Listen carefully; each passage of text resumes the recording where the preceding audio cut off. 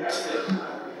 Honorable Speaker, honorable members of Parliament, on the authority of His Excellency, the President Nana Addo Dankwa Akufo-Addo, and pursuant to Article 179 of the 1992 Constitution of the Republic of Ghana and Section 21(3) of the PFM Act 2016 of Act 921, I respectfully, Mr. Speaker, present to you the budget statement and economic policy of government for 2024 financial year.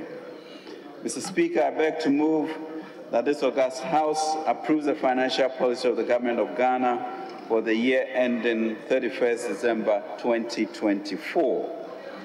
Respectively, I also submit to this honorable House the following statutory reports: the 2023 annual report on the petroleum funds in line with Section 48 of the Petroleum Revenue Management Act 2011, Act 815 as amended, and the 2023 report on the utilization of the African Union levies pursuant to Section 7 of the African Union Import Levies Act 2017, Act 952. Mr. Speaker, this budget is an abridged version of the 2024 budget statement and economic policy of government. We have also developed a more detailed update on sectorial performance in a Volume 2 document. I request the Hansard Department to kindly capture this document as the budget statement and economic policy of government for the financial year 2024. Mr. Speaker, I stand here today to present the 2024 budget, which seeks to advance us on the path towards fiscal consolidation, macro stability, and growth that began a year ago. Mr. Speaker, I first want to take the opportunity to express immense appreciation to His Excellency the President for the privilege to present the national budget on his behalf over the past 7 years. More importantly, I want to express my profound gratitude to God for the grace, mercy, and favor toward our nation. Together with the psalmist, let us say, "Bless the Lord, O my soul, and all that is within me, bless His holy name. Bless the Lord, O my soul, and forget not all His benefits." Psalm 103, 1-2, Mr. Speaker. Mr. Speaker, I also wish to express my deep appreciation to you, Right Honorable Speaker, and the honorable members for their support over the years. We have not only agreed, but we also eventually find common ground in the interest of the Republic, and as we share in this collaboration, which will continue. Mr. Speaker, almost a year ago on Thursday, 24th November 2022, I presented the 2023 budget and, as always, gave an honest and forthright update on the economy, highlighting the extent of the challenges facing our country. Indeed, a month before, His Excellency the President also pointed out that never have so many malevolent forces come together in a perfect storm to impact our lives so dramatically. Key macro indicators then were uninspiring. Against that backdrop, I then presented government's plan of recovery, focusing on restoring macroeconomic stability, coordinating an equitable debt operation program, ensuring that the vulnerable are well protected, negotiating a strong IMF program, a strong private sector growth agenda, and attracting significant green investments to promote growth. Mr. Speaker, in 2 out of the last 7 years, 2020 to 2022, the Ghanaian economy has faced challenges. The economy, growing at an average of 7% with a single-digit inflation, declining interest rates, and a stabilizing currency, suffered unforeseen shocks like many other economies.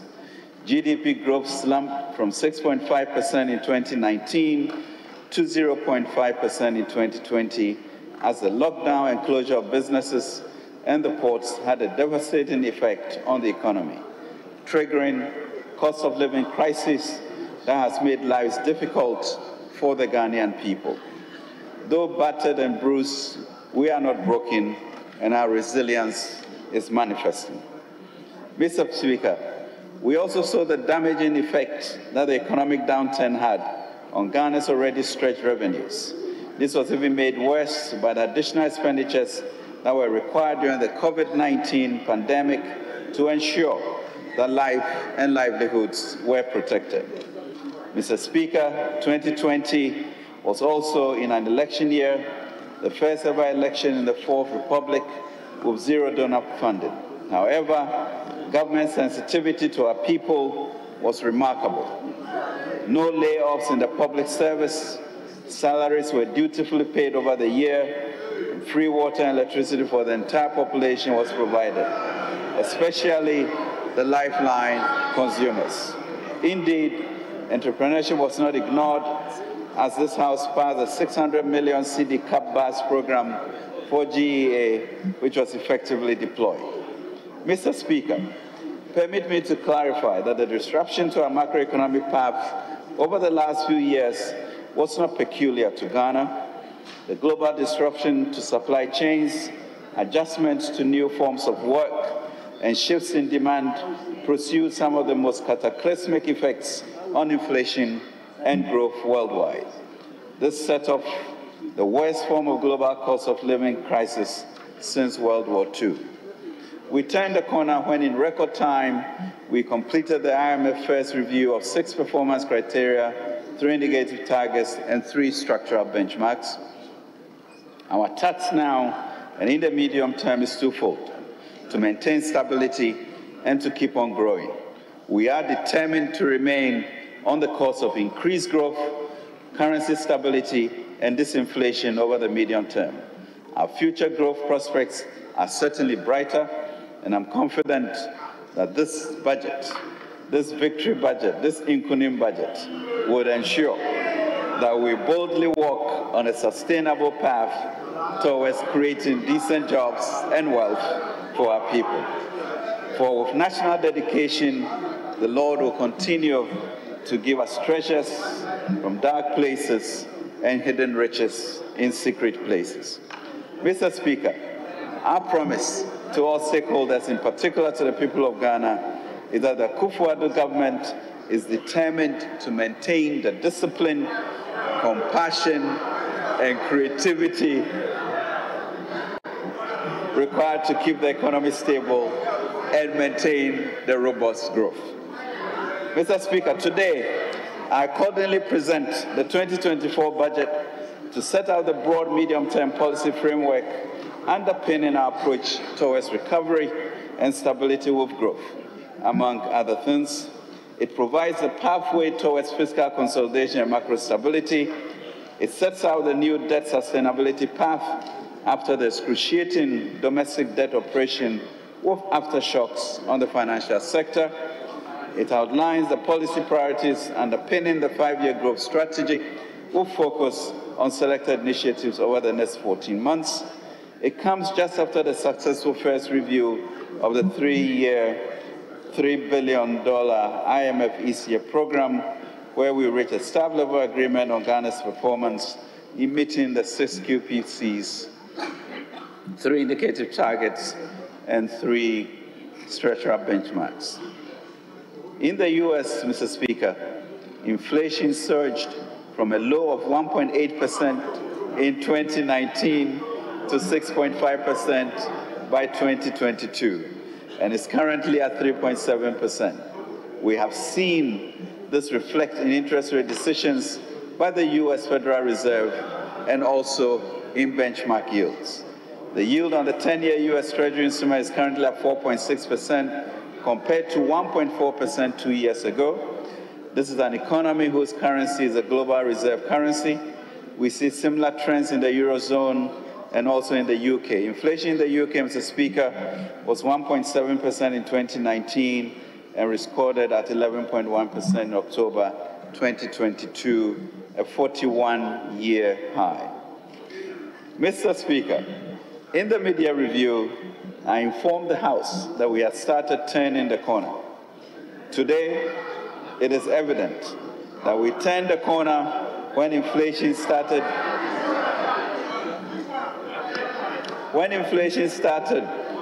declining from 54.1% in December 2022 to 35.2% in October 2023.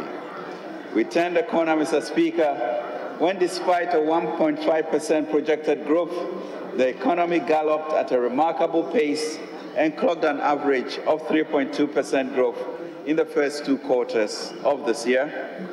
We turned the corner when the currency had been under severe pressure over the past 2 years, depreciated by a modest 6.4% in the past 9 months, compared to 53.9% a period in 2022. The performance of the cedi is also a reflection of the fact that confidence is back, revenues have improved, and that the recovery is indeed real and is here to stay. We turned the corner when companies started going back to the job markets to hire workers. We turned the corner when international credit rating agencies, which have not been favorable to Ghana in recent years, started being positive about the economy. And we turned the corner when the banking industry started to record and report a profit after tax growth of 43.8% of 6.2 billion this half year. All of this, Mr. Speaker, deepens our democratic development by prioritizing resources for institutions to support the conduct of the 2024 general elections.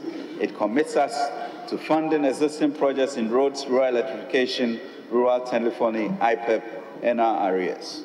Mr. Speaker, the 2024 budget is even more significant because we cross, Mr. Speaker, the 1 trillion gross domestic product mark for the first time in our economic history.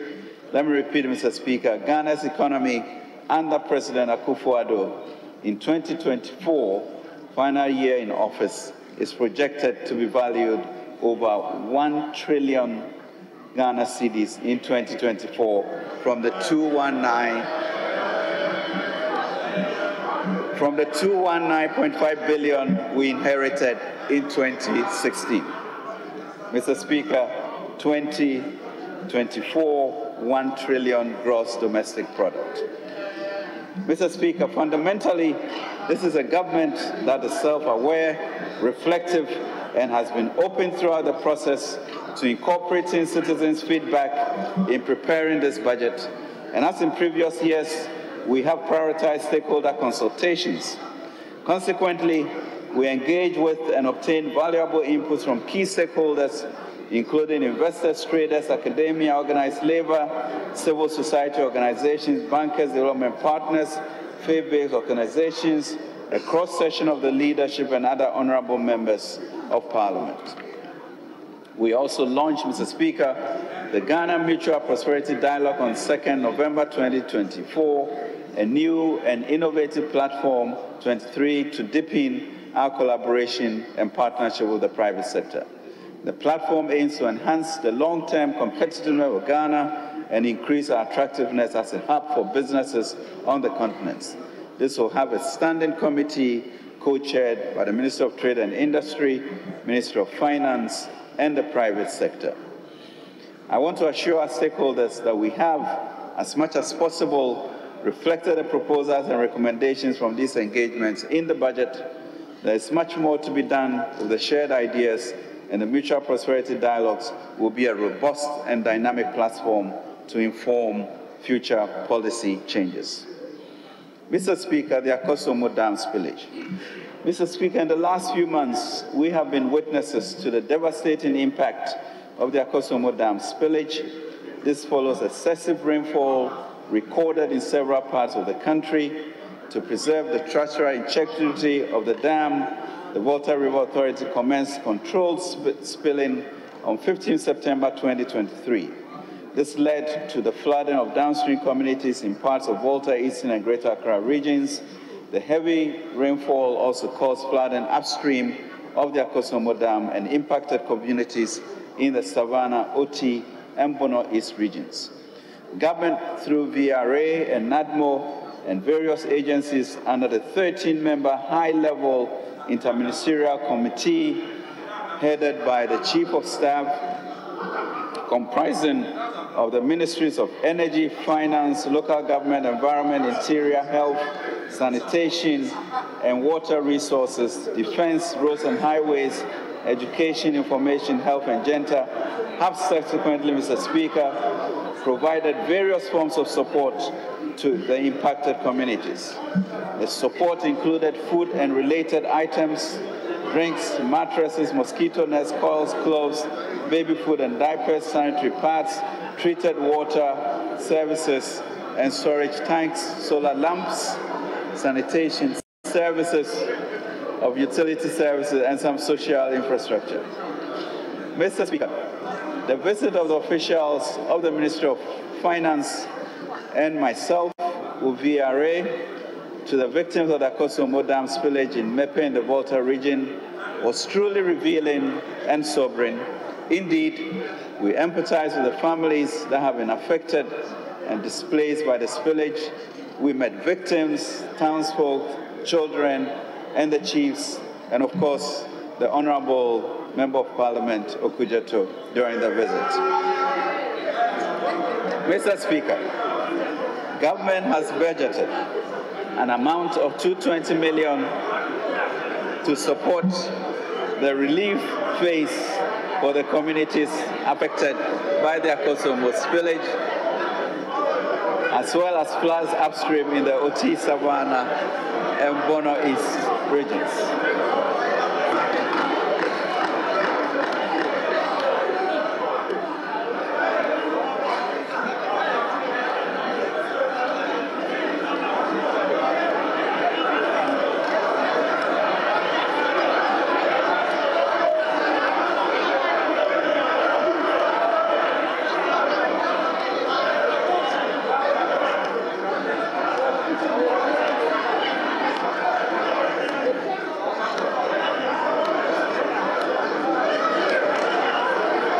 Mr. Speaker. Honorable members, this is for your eyes only.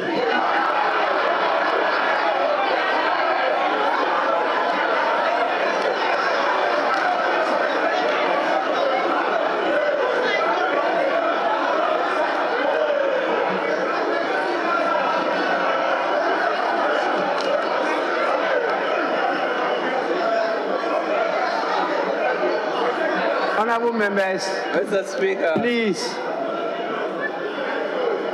it is not for your mouth, it's for your eyes. So let's go on. Let's go on. Mr. Speaker, we couldn't help but to show a shot of the Honorable Member of Parliament, Okujeto, in this picture.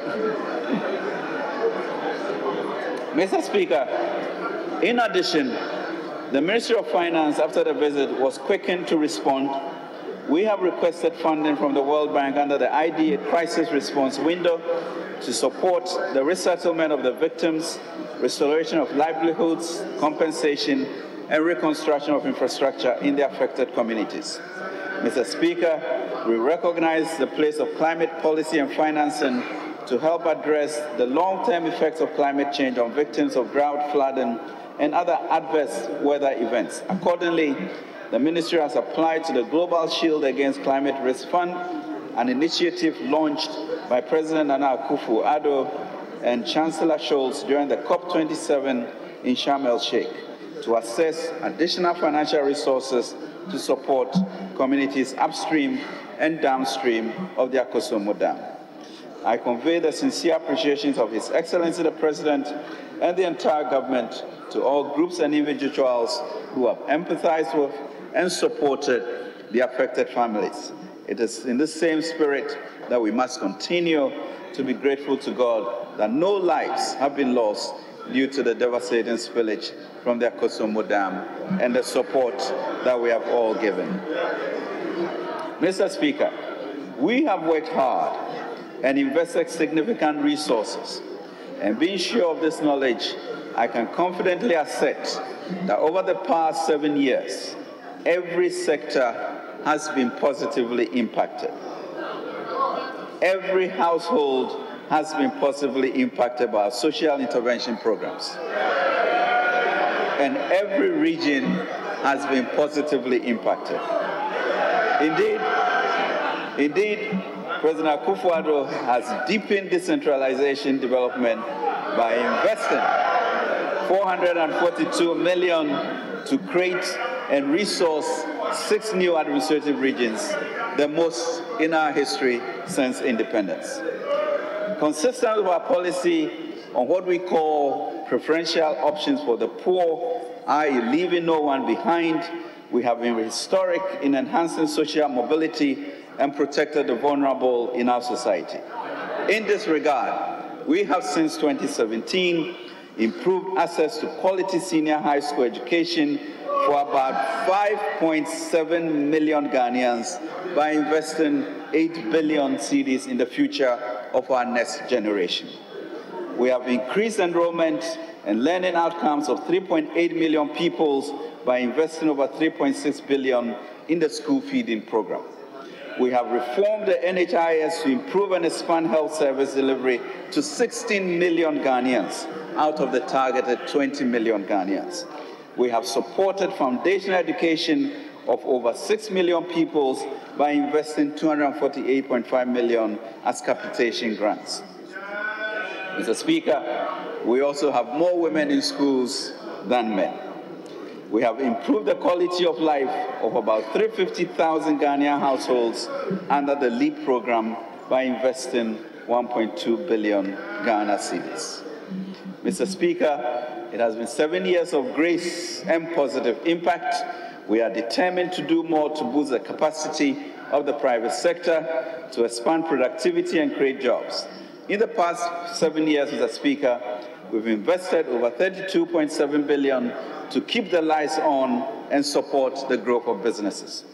We have invested 25 billion to facilitate the repositioning of the financial sector and enhance its ability to assist business operations. To date, the Development Bank Ghana has facilitated 1 billion cedis in competitive financing for the private sector, and GERSEL continues to mitigate risk in the agriculture sector. Supporting 100,000 young graduates to secure workplace experience and employment by investing 2.4 billion in NATCO, invested 7 billion to build road and transport infrastructure and improve connectivity and productivity, invested 541 million in 169 IDF, 1D1F enterprises to scale up value addition and provided 140,000 additional jobs. And we have created, Mr. Speaker, over 2.3 million jobs in the private sector and public sector, approximately 900,000 in the private sector and 1.4 million in the public sector. Mr. Speaker, capital spending is equally important to the future of our country.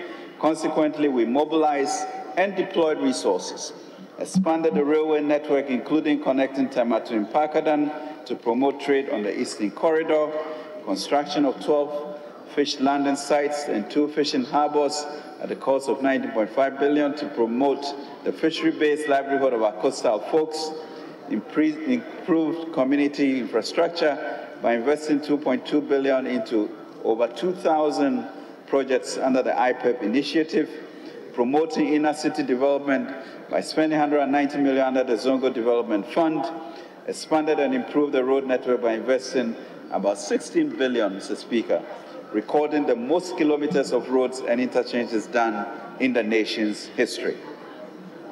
Mr. Speaker, we also invested 1.7 billion in the National Identification Scheme to ensure that 17.5 million eligible Ghanaians acquire security-sensitive ID cards.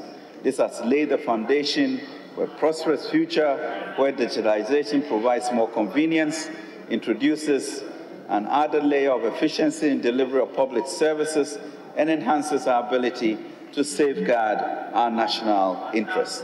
Mr. Speaker, I want to stress at this juncture that Ghana has paid its dues, Ghana has turned the corner, and we are getting back on track. Despite these successes, we have to do more to reinforce our stability and guarantee decent jobs with good pay for the young people of our country. As such, through the 2024 budget, we'll deliver even more investment across the rail sector to place our economy on a firm growth trajectory that will create more jobs, safeguard our climate prospects, and deeply entrench Ghana as the seed country of Africa's development renaissance. Mr. Speaker, we'll continue to invest in ongoing projects, and on the external front, we'll conclude negotiations with the Official Creditor Committee to ensure that the work on eligible externally funded projects resume. We will, through the Ghana Mutual Prosperity Dialogue, be intentional about collaboration with the private sector and our development partners to support local businesses, attract FDI, and enhance the economic prospects of our people.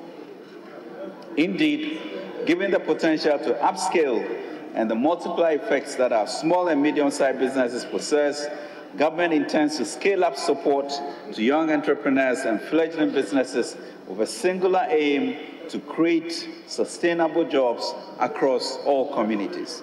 In this view, the ministry has teamed up with MEDA and is committing $1 billion Ghana cedis to ensure that our enclave projects in developing our productive capacity for exports.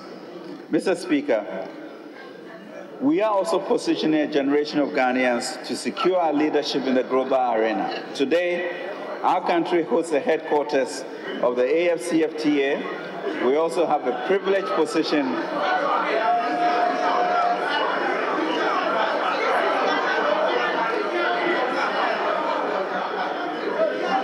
Mr. Speaker, we are also positioning our generation to secure our leadership in the global arena. Today, our country hosts the headquarters of the AFCFTA. We also have a privileged position in leading the climate change charge. As the agreed host of the Climate Vulnerable Forum Secretariat, we are galvanizing a coalition of 68 nations and 1.7 billion people to shape the climate discourse and secure resources for a just energy transition. Mr. Speaker, that is the promise of this budget, and we'll keep our eyes firmly fixed on the future and build lasting prosperity for this and the next generation. Mr. Speaker, as members recall, we came into government in 2017 in a period of grave despondency, meager resources of 2 fish and 5 loaves. Today, we can only marvel at how the Lord has multiplied these resources. I'll now proceed, Mr. Speaker, to update the House on the macro-fiscal performance of the economy. Mr. Speaker, global economic recovery remains sluggish, primarily due to a confluence of setbacks, including the lingering effects of supply chain disruptions and geopolitical events, and the increasing cost of living across many economic blocs. The disruptions in energy and food prices and efforts to combat record high inflation through tightening global monetary policies have considerably slowed down economic activity globally.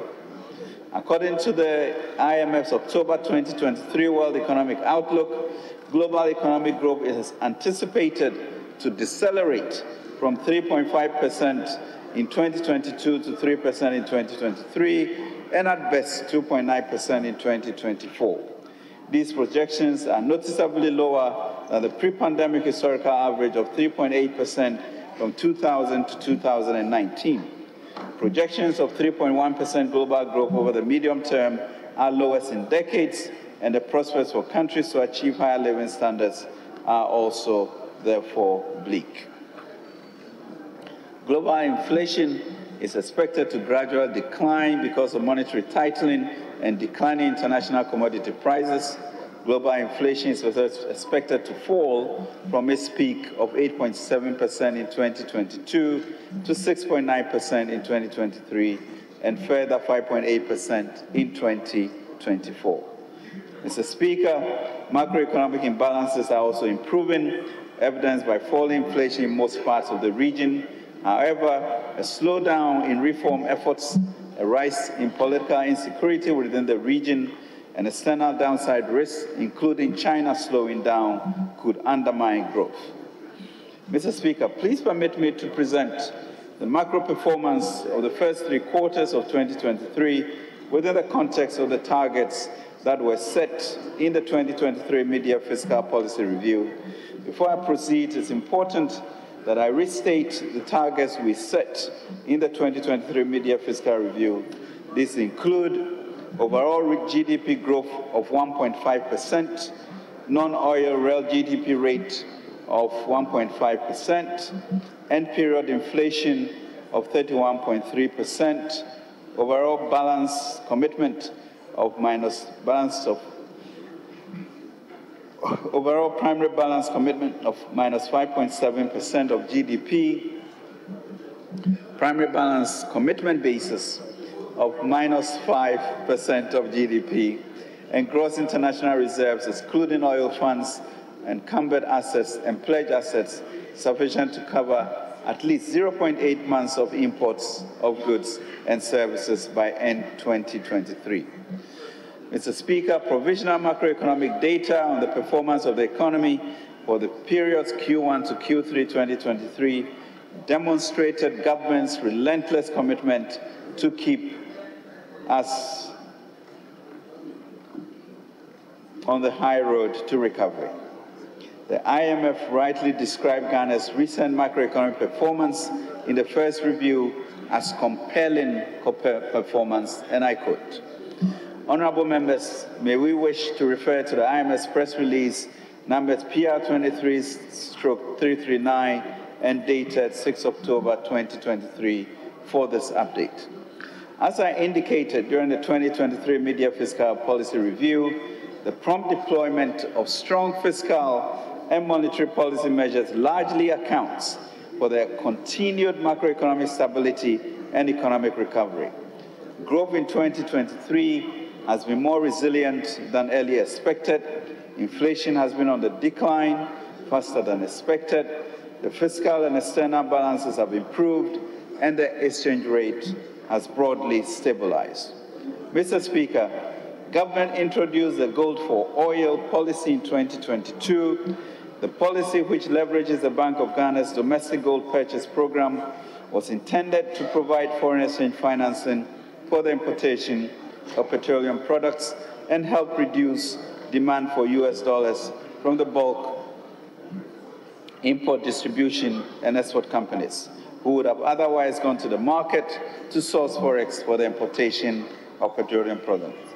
Since then, Mr. Speaker, under the Gold for Oil Reserves program, the Bank of Ghana has purchased a total of 17.89 tons, $1.14 billion of gold to boost its gold reserves. In addition, under the G40 program, Gold for Oil program, 23 cargoes, circa 800,000 metric tons of gasoline and gas oil equivalent to 30% of national consumption have so far been imported.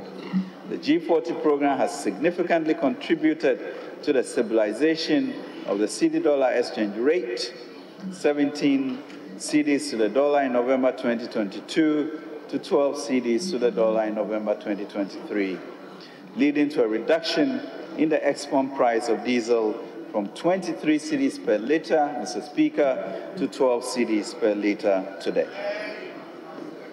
Mr. Speaker, I'll now update the House on the performance of our macroeconomic indicators. Real GDP growth averaged 3.2% in the first half of 2023, compared to 2.9% in the same period in 2022, signaling a strong rebound. Robust growth in services averaged 6.3%, and agriculture also averaged 6.2%. Sectors were the key drivers. It is instructive to note that the average growth of 3.2% for the first 2 quarters of 2023 is higher than 2023 revised growth target of 1.5%.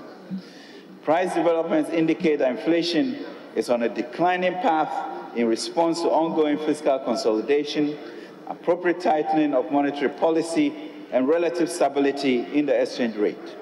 Headline inflation declined by over 16 percentage points from 34.1% in December 2022 to 38.1% in September 2023 and 35.2% as of October 2023. The cedi has stabilized against the US dollar since early 2023. Over a year to date, Mr. Speaker, a year-to-date cumulative depreciation of 25% compared to 54% in 2022. Specifically, Mr. Speaker, the cedi has only depreciated by 6.4% on cumulative basis since February 2023, compared to, Mr. Speaker, 53.9% over the same period in 2022. The stability of the cedi largely reflects the positive impact from the restoration of economic activity, including robust economic growth, improvement in the current account position, improvement in forex liquidity following the IMF ECF inflows, Bank of Ghana's domestic gold purchase program, reduced speculative forex demand as market confidence rebounds. Gross international reserves as of September 2023 stood at 5 billion, 2.3 months import cover, compared to 6.3 billion, 2.7 months import cover at the end of 2022, but expecting only a 0.8 months at mid-year when we stood here to pronounce where we were heading to. We are yet, Mr. Speaker, to reflect IMF, World Bank, and Cocoa Bond indications of approximately $2 billion by year-end. The current account turned positive at 1.1% of GDP at end June 2023, a monumental turnaround from the deficit of 2.1% of GDP at end December 2022. Likewise, the trade balance improved to a surplus of 2.6% of GDP as of end August 2023 from 0.7% of GDP surplus at end December 2022. Though interest rates moderated from December 2022 to the first quarter 2023, they picked up again as T-bills remain the key debt instrument in the debt market after the DDEP.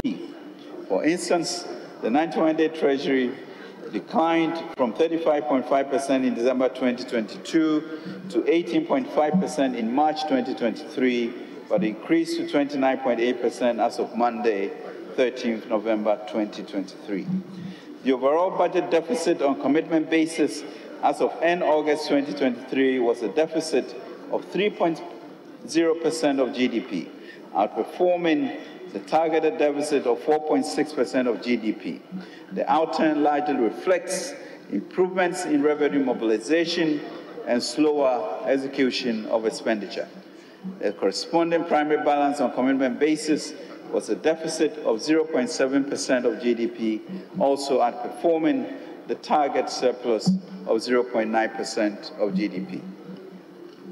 Public debt accumulation has slowed down significantly as government continued to consolidate its public finances, and also reflects the impact of the domestic debt exchange program and the ongoing external debt restructuring. Total public debt has declined from 73.1% of GDP at the end of 2022, Mr. Speaker, to 66.4% of GDP as at September 2023. The completion of external debt restructuring is expected to further improve Ghana's debt to GDP ratio. Mr. Speaker, the 2023 fiscal framework was revised during the 2023 mid-year fiscal policy review to reflect updated macro-fiscal developments and align with the fiscal adjustment path under the IMF-supported PCPEC path.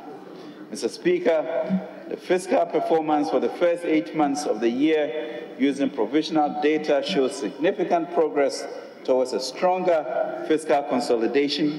More specifically, Mr. Speaker, total revenue and grants was 9.1 billion, 9.3% of GDP, 2.8% lower than the program target of 82.2 billion, 9.6% of GDP. Total expenditure commitment was 104.6 billion, 12.2% of GDP, 14.1% lower than the target of 121.8 billion, 14.2% of GDP. Primary expenditure commitment was 84.7 billion, 9.9% of GDP, 6.0% lower than the target of 90.1 billion, 10.5% of GDP. Primary balance commitment was a deficit of 5.5 billion, or 0.7% of GDP, compared to the target deficit of 7.9 billion, 0.9% of GDP. Overall fiscal balance commitment was a deficit of 25.4 billion, 3% of GDP, compared to target deficit of 39.6 billion, or 4.6% of GDP. And overall fiscal balance cash was a deficit of 26.1 billion, 3% of GDP, compared to the target deficit of 44.6 billion, 5.2% of GDP. Mr. Speaker, we are doing much better than predicted. Mr. Speaker, based on the overall macroeconomic objectives and the medium-term targets, the following macroeconomic targets are set for the 2024 fiscal year.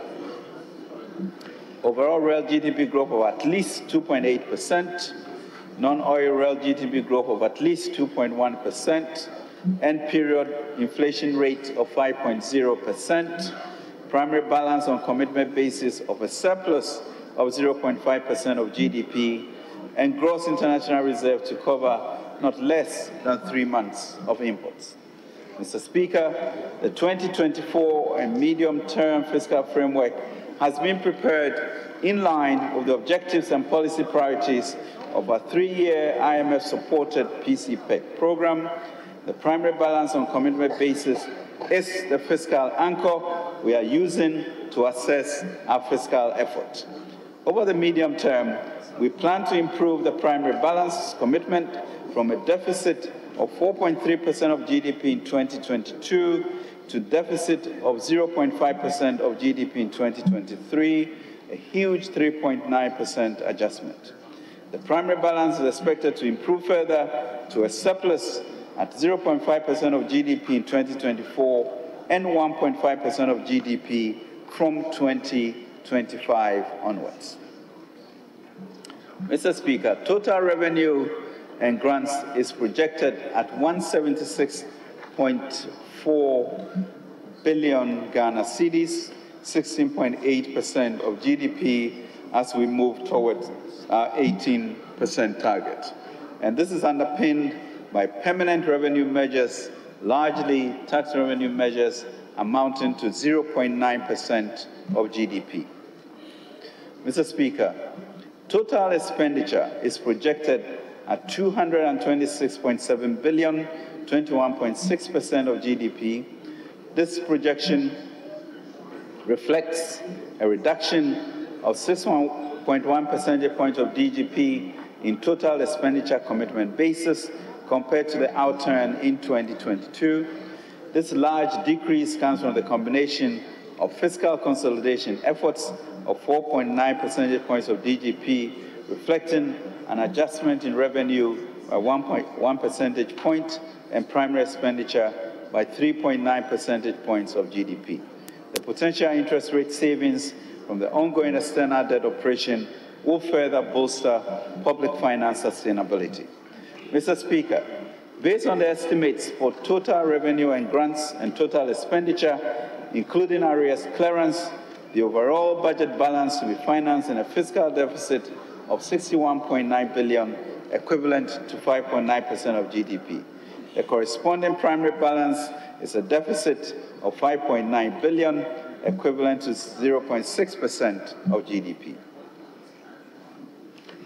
Mr. Speaker, the Ministry of Finance, acting through the Ghana Revenue Authority, as per Section 4 of the Ghana Revenue Authority Act 2009, introduced the Property Rate Reform Project.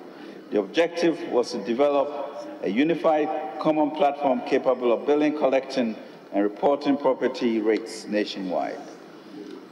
Mr. Speaker, the initiative has encountered some challenges that's making it difficult for the relevant bodies, including the Metropolitan, Municipal, and District Assemblies, to have access to their share of the property rate collection on time.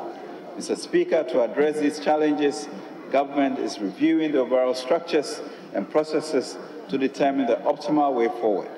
In the interim, districts will resume collection as these challenges are resolved. Mr. Speaker, tax reliefs. Our approach to tax policy since 2017 was to give significant relief to the private sector until expenditure pressures from 2020 required a more aggressive approach. It is important to note that in the short term, fiscal sustainability requires that we improve our tax ratios significantly, otherwise our long-term competitiveness will be eroded. As we all know, our country's 13% tax to GDP ratio is far below our peers.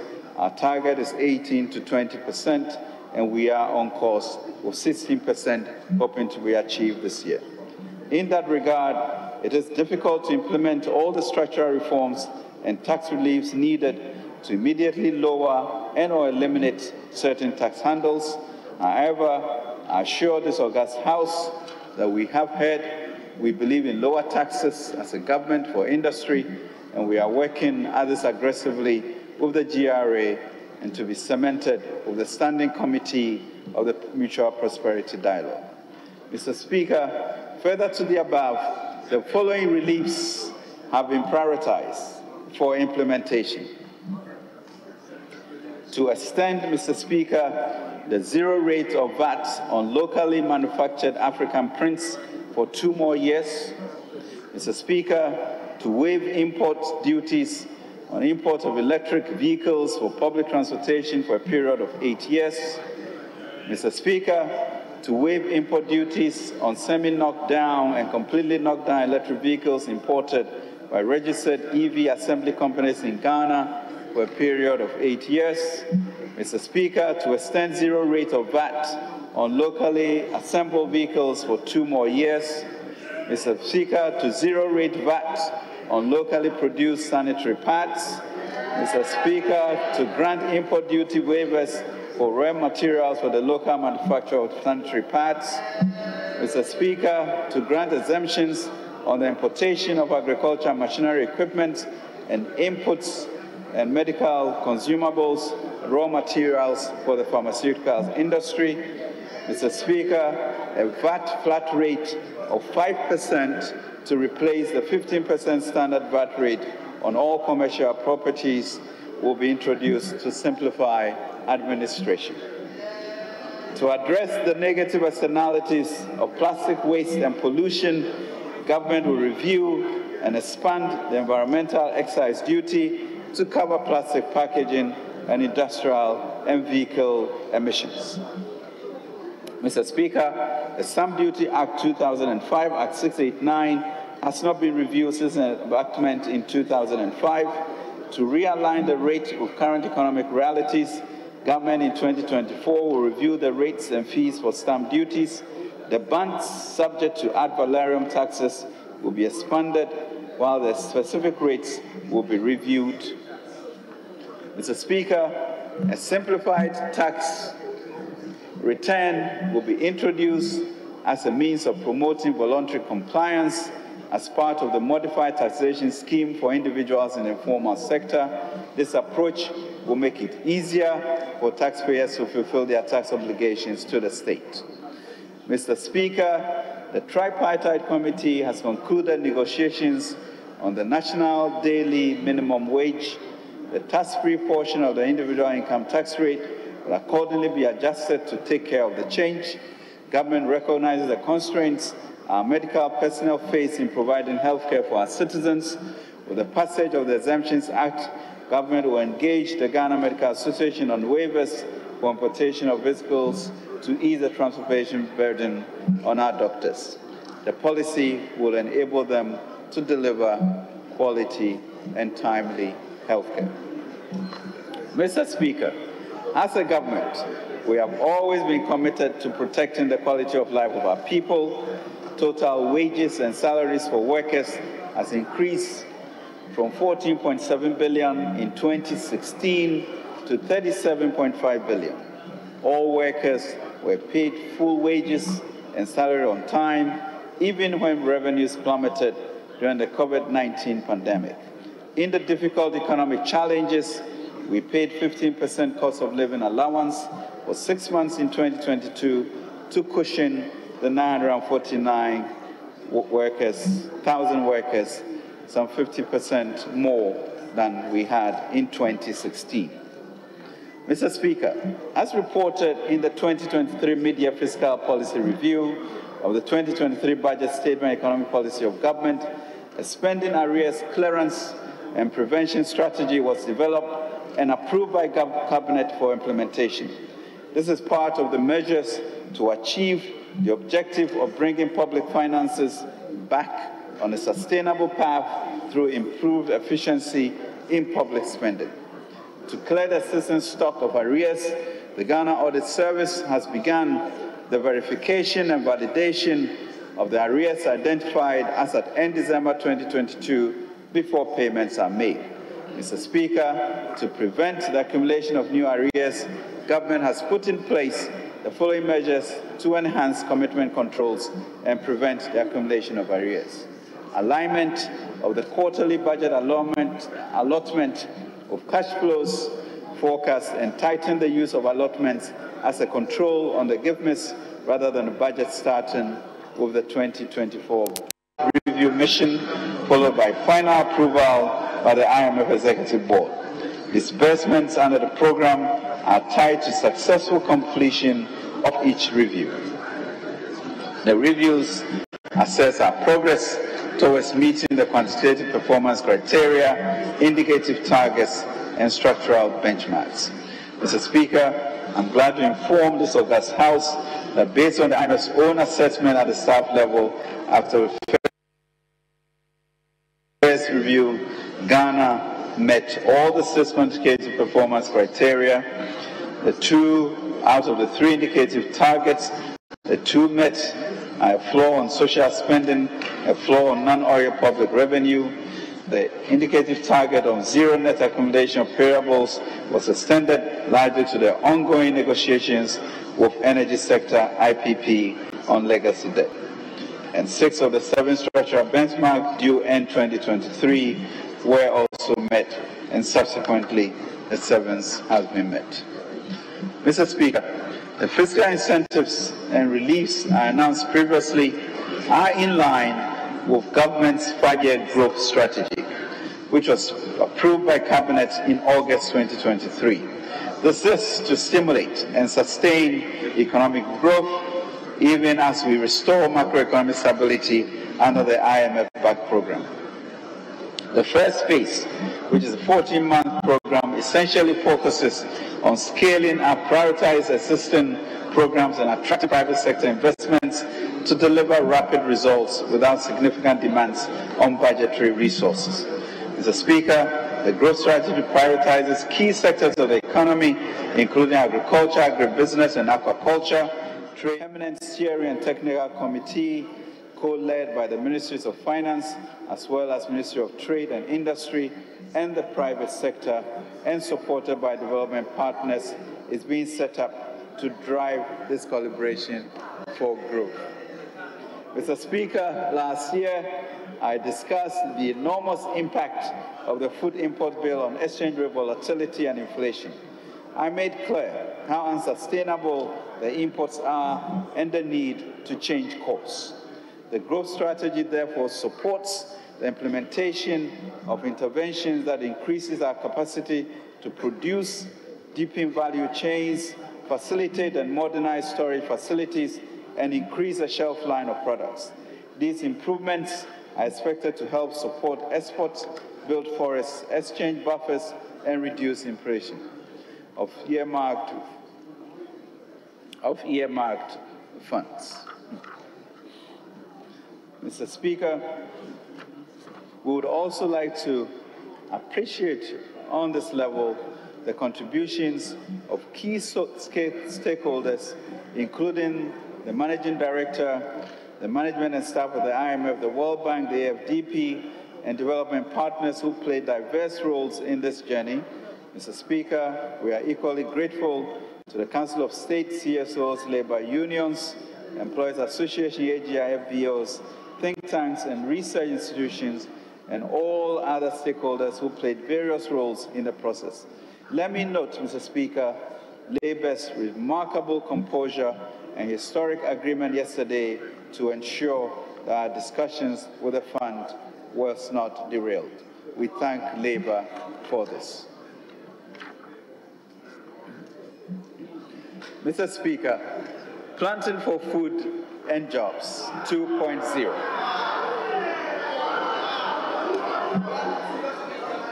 Mr. Speaker. Honourable Minister, just a minute. Honourable members, in line with Order 42 of the standing orders of our House, I hereby direct that sitting be held outside the normal sitting hours. Honourable Minister, you may now continue. Thank you very much, Mr. Speaker.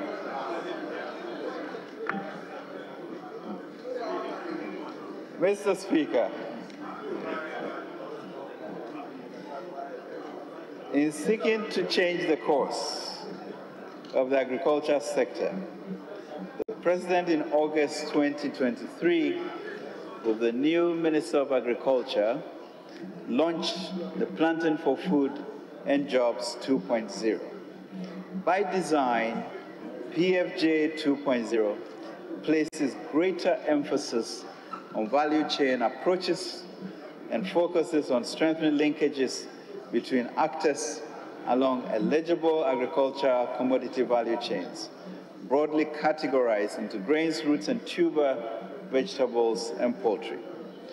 The PFJ has a special focus on poultry to address the heavy reliance on imports. Accordingly, 15 anchor farmers and 500 outgrowers in 5 regions, Ashanti, Greater Accra, Bono, East, and Eastern regions, will be selected to produce 65,000 metric tons of broilers in 2024.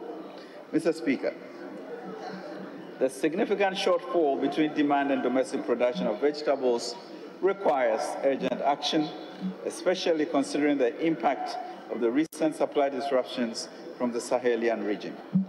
The engagement of onion producers and importers prior to this 2024 budget revealed the importance of developing an onion index to track the production.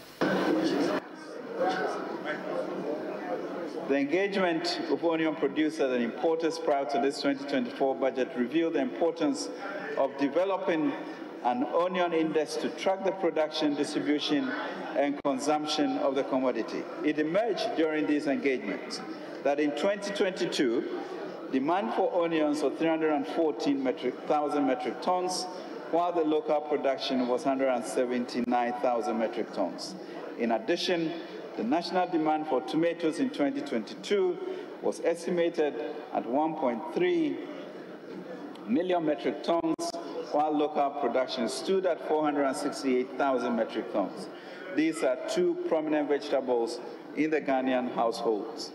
Mr. Speaker, PFJ2 therefore seeks to improve the supply and utilization of high-quality inputs, facilitate credit guarantees for aggregators to procure improved seeds, fertilizers, and pesticides, and supply them on zero-interest credit terms to vegetable farmers in the immediate and short-term future.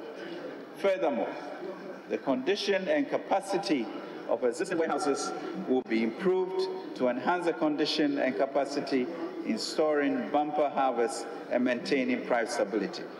Mr. Speaker, the growth strategy also aims to boost fish production, mostly through increased focus on oceanic and inland earthen ponds. The goal is to support fishermen, fish farmers, and fish processors in our coastal regions.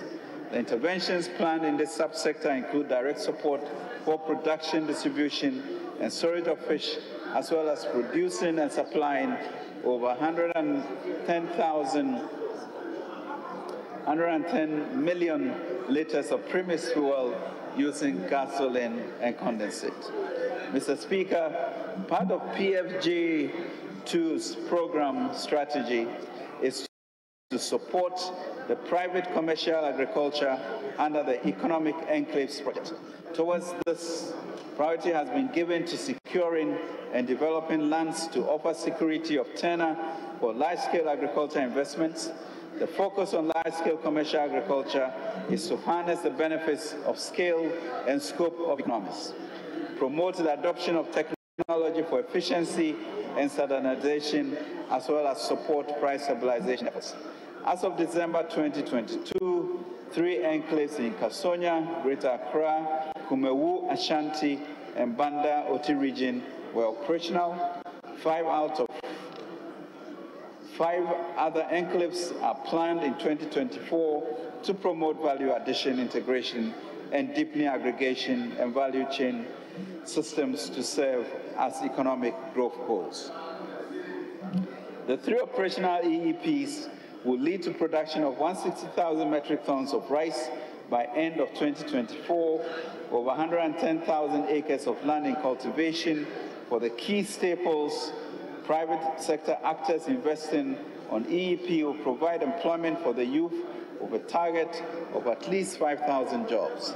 Already, Mr. Speaker, 10 private sector actors have responded to the expression of interest to predominantly act as anchor farmers on the developed lands. Government will also pursue the interest expressed by other international private sector operators to unlock investments and technology for the economic enclave projects. We are also using the EEP to leverage catalytic financing from key partners, including MasterCard Foundation and the African Development Bank. To implement the economic enclave at scale and speed, as I mentioned, Ghana Cedi's 1 billion has been allocated to Millennium Development Authority to complement PFJ 2.0. This funding will be dedicated to providing critical infrastructure, including irrigation canals, as well as cleaning and developing land for private sector actors in the EEP. Other key interventions under the Ghana Cares program, such as the completion of a foundry, will benefit from this funding. MEDA has a remarkable record from the implementation of 2 compacts under the Millennium Challenge Corporation, one of which was agriculture and agribusiness. They continue to demonstrate experience and ingenuity that will accelerate the delivery of the growth goals to transform agriculture in our country. Mr. Speaker, the Digital Youth Village as a key initiative under Ghana Cares involves collaboration between the Ministry of Communication and Digitalization, Ministry of Finance, and University of Ghana to support tech entrepreneurs and create vibrant tech hubs. To date, the DYV project has completed the design, land location, site clearance, as well as securing an architect and contractor initiating the construction phase. Phase 1 of DYV project is expected to be completed before end December 2024. Mr. Speaker, in the area of trade, industry, and export, the key operations under 1D1F free zones, export promotion, strategic and core industries, and business regulatory reforms have been prioritized under the growth strategy. Altogether, earnings from non-traditional export are expected to increase to 4 billion and 4.8 billion in 2024 from 3.51 billion in 2022. 271 licensed free zone companies are expected to increase earnings to 2.19 billion in 2024 compared to earnings of $1.8 billion from 207 license-free zone companies in 2022. Mr. Speaker, Ghana remains the preferred tourist destination in the sub-region. The steady stream of domestic and international tourists also requires dedicated spaces in cities to drive a night economy and tourism. As we promote December in Ghana initiatives, we'll also work towards enhancing security and the lightening infrastructure. A task force comprising public regulators and private sector actors has already been established to drive the night economy initiative and the public-private partnership arrangements. Mr. Speaker, on 14th November 2022, almost exactly a year ago, government launched the Youth Start initiative as a direct response to the employment challenge facing our country. Through this initiative, government sought to create an entrepreneurial nation by providing training, competitive funding, access to markets and technology to our youth. This is to cause a cultural shift and guide our teeming youth into entrepreneurship by assisting them to start, build, and grow their own businesses. Mr. Speaker, a year on, the preparatory works have been completed. The three components of the initiative, Youth Start District, Entrepreneurship Program, Commercial Program, and the Youth Start Grace Program have also been developed and piloted successfully. On 20th September 2022, government signed an MOU with 11 banks and the Ghana Association of Bankers to support entrepreneurs gain access to capital to enhance their business. The Ghana Association of Banks have worked with us to train the participating financial institutions on the program and have completed the design of a technology platform to receive applications. The National Banking College has also been engaged under the program to train beneficiaries on behalf of the participating banks. Mr. Speaker, the Ghana Enterprises Agency and the National Entrepreneurship and Innovation Program has been brought together as a cohesive unit to co-lead the district entrepreneurship component of the Youth Start program. Mr. Speaker, all is set to accelerate the implementation of Youth Start.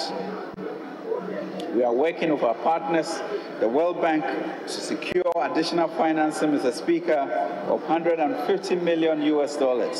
On our own, we are committing 200 million Ghana cedis to ensure that more young persons are supported into entrepreneurship. Mr. Speaker, the Ghana Integrated Aluminium Development Corporation, through their strategic partners, has completed the Mineral Resource Estimate report that has been prepared in line with Joint Ore Reserves Committee standards. The results of the report indicate significant bauxite quantities, making the project a commercially viable one. Mr. Speaker, the master plan has been reviewed and given a seal of approval by KPMG. To ensure, Mr. Speaker, the various mineral discoveries are informed deposits of iron ore are commercially viable, a high-level mineral resource study has been commissioned by GSDEC, working with the private partners. The capital intensive activity has been uploaded to Ghanaian private partners to produce a standard bankable report at no cost to the government of Ghana. This is to ensure that the integrated iron and steel industry is not faced with a continuous decline of domestic production and processing of metallic minerals and associated dependence on foreign supplies for our needs. Mr. Speaker, key interventions to improve the business environment include enhancing the business regulatory reform, crowding in private sector financing of $20 billion through foreign direct investments, and amendments to the GIPC Act has been completed and submitted to Parliament. The Speaker, the group strategy sets ambitious targets for easing access of the domestic private sector, including medium and long-term finance at competitive competitive rates. Government will leverage the plans of the Development Bank of Ghana, GESEL, Venture Capital Trust Fund, and the Ghana Investment Infrastructure Fund to provide loans, partial guarantees, and venture capital to private entities with transformational and strategic projects in agriculture. Mr. Speaker, channels would include the Development Bank of Ghana to increase the lending volume of the Development Bank of Ghana to 2 billion cedis for 2024. For GESEL to provide 350 million partial risk guarantees to leverage private sector participation in the agricultural sector. Government will also support DBG for fundraising of an additional $1 billion in 2024 to support their work. Mr. Speaker, the IFC, working with government, will pursue the 500 million commitment of financing from the World Bank's IFC as a partner in Ghana's Mutual Prosperity Dialogue. The recapitalization of banks. Mr. Speaker, government and the World Bank will recapitalize the banks through the Ghana Financial Stability Fund and the Financial Sector Program, with over 10 billion cedis, Mr. Speaker, to enable aggressive financing of private sector businesses. Mr. Speaker, the banks will be recapitalized in the coming week. Furthermore, venture capital trusts will be given additional funds to ensure that the private sector has access to that. Mr. Speaker, the stock of global debt as a share of global GDP was 258% last year. Moreover, as of 2022, the stock of public debt was 238%, 9 percentage points higher than in 2019. To return Ghana to a path of debt sustainability from a debt to GDP ratio of 89%, Mr. Speaker, we aim to be at 66% this year. The goal is to achieve a 55% debt to GDP ratio and 18% revenue to GDP ratio over the medium term. Mr. Speaker, Ghana completed the first phase of the DDEP in February 2023, where 82 billion cedis of old domestic debts were exchanged for new bonds. In this process, Mr. Speaker, the average coupon of 9.1% were achieved with a participation rate of 84%. Mr. Speaker, we have come to the end of the domestic debt exchange program and need to focus on the external debt restructuring to further improve the debt trajectory. Even more to enable us reach the target landing zone of 55%. Mr. Speaker, discussions with Eurobond investors are continuing. We have given a broad outline of 20 to 40% haircut under 20 years and interest rates of less than 5%. Ghana bilateral creditors, Mr. Speaker, are also working with us, and we expect the OCC, Mr. Speaker, to come up with a memorandum of understanding which would ensure that this body co-chaired by France and China will deliver the appropriate MOU to the IMF for their board meeting next week.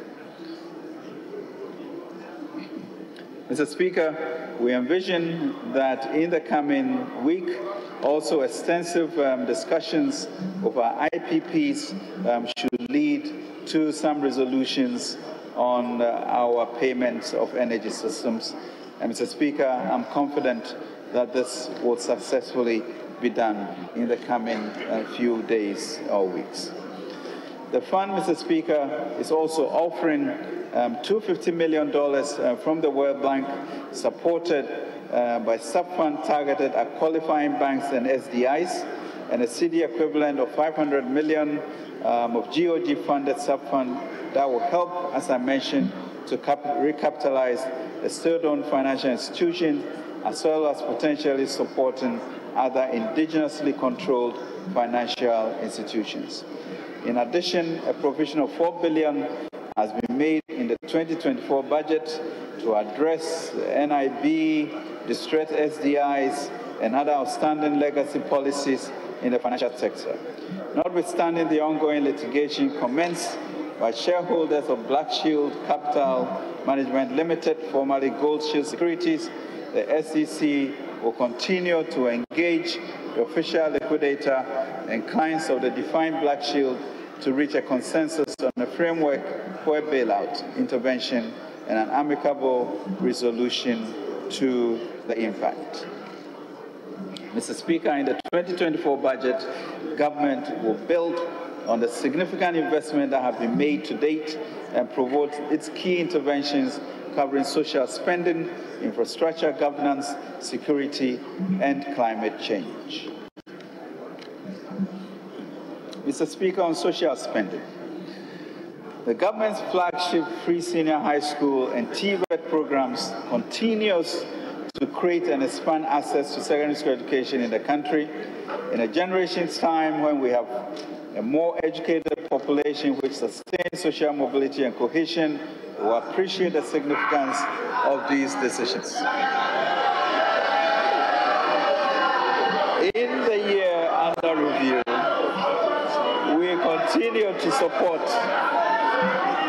Mr. Speaker, far from this, in the year under review, we continue to support a total of 448,000 first-year senior high school students, bringing the total beneficiaries for 2023 academic year to 1.3 million students.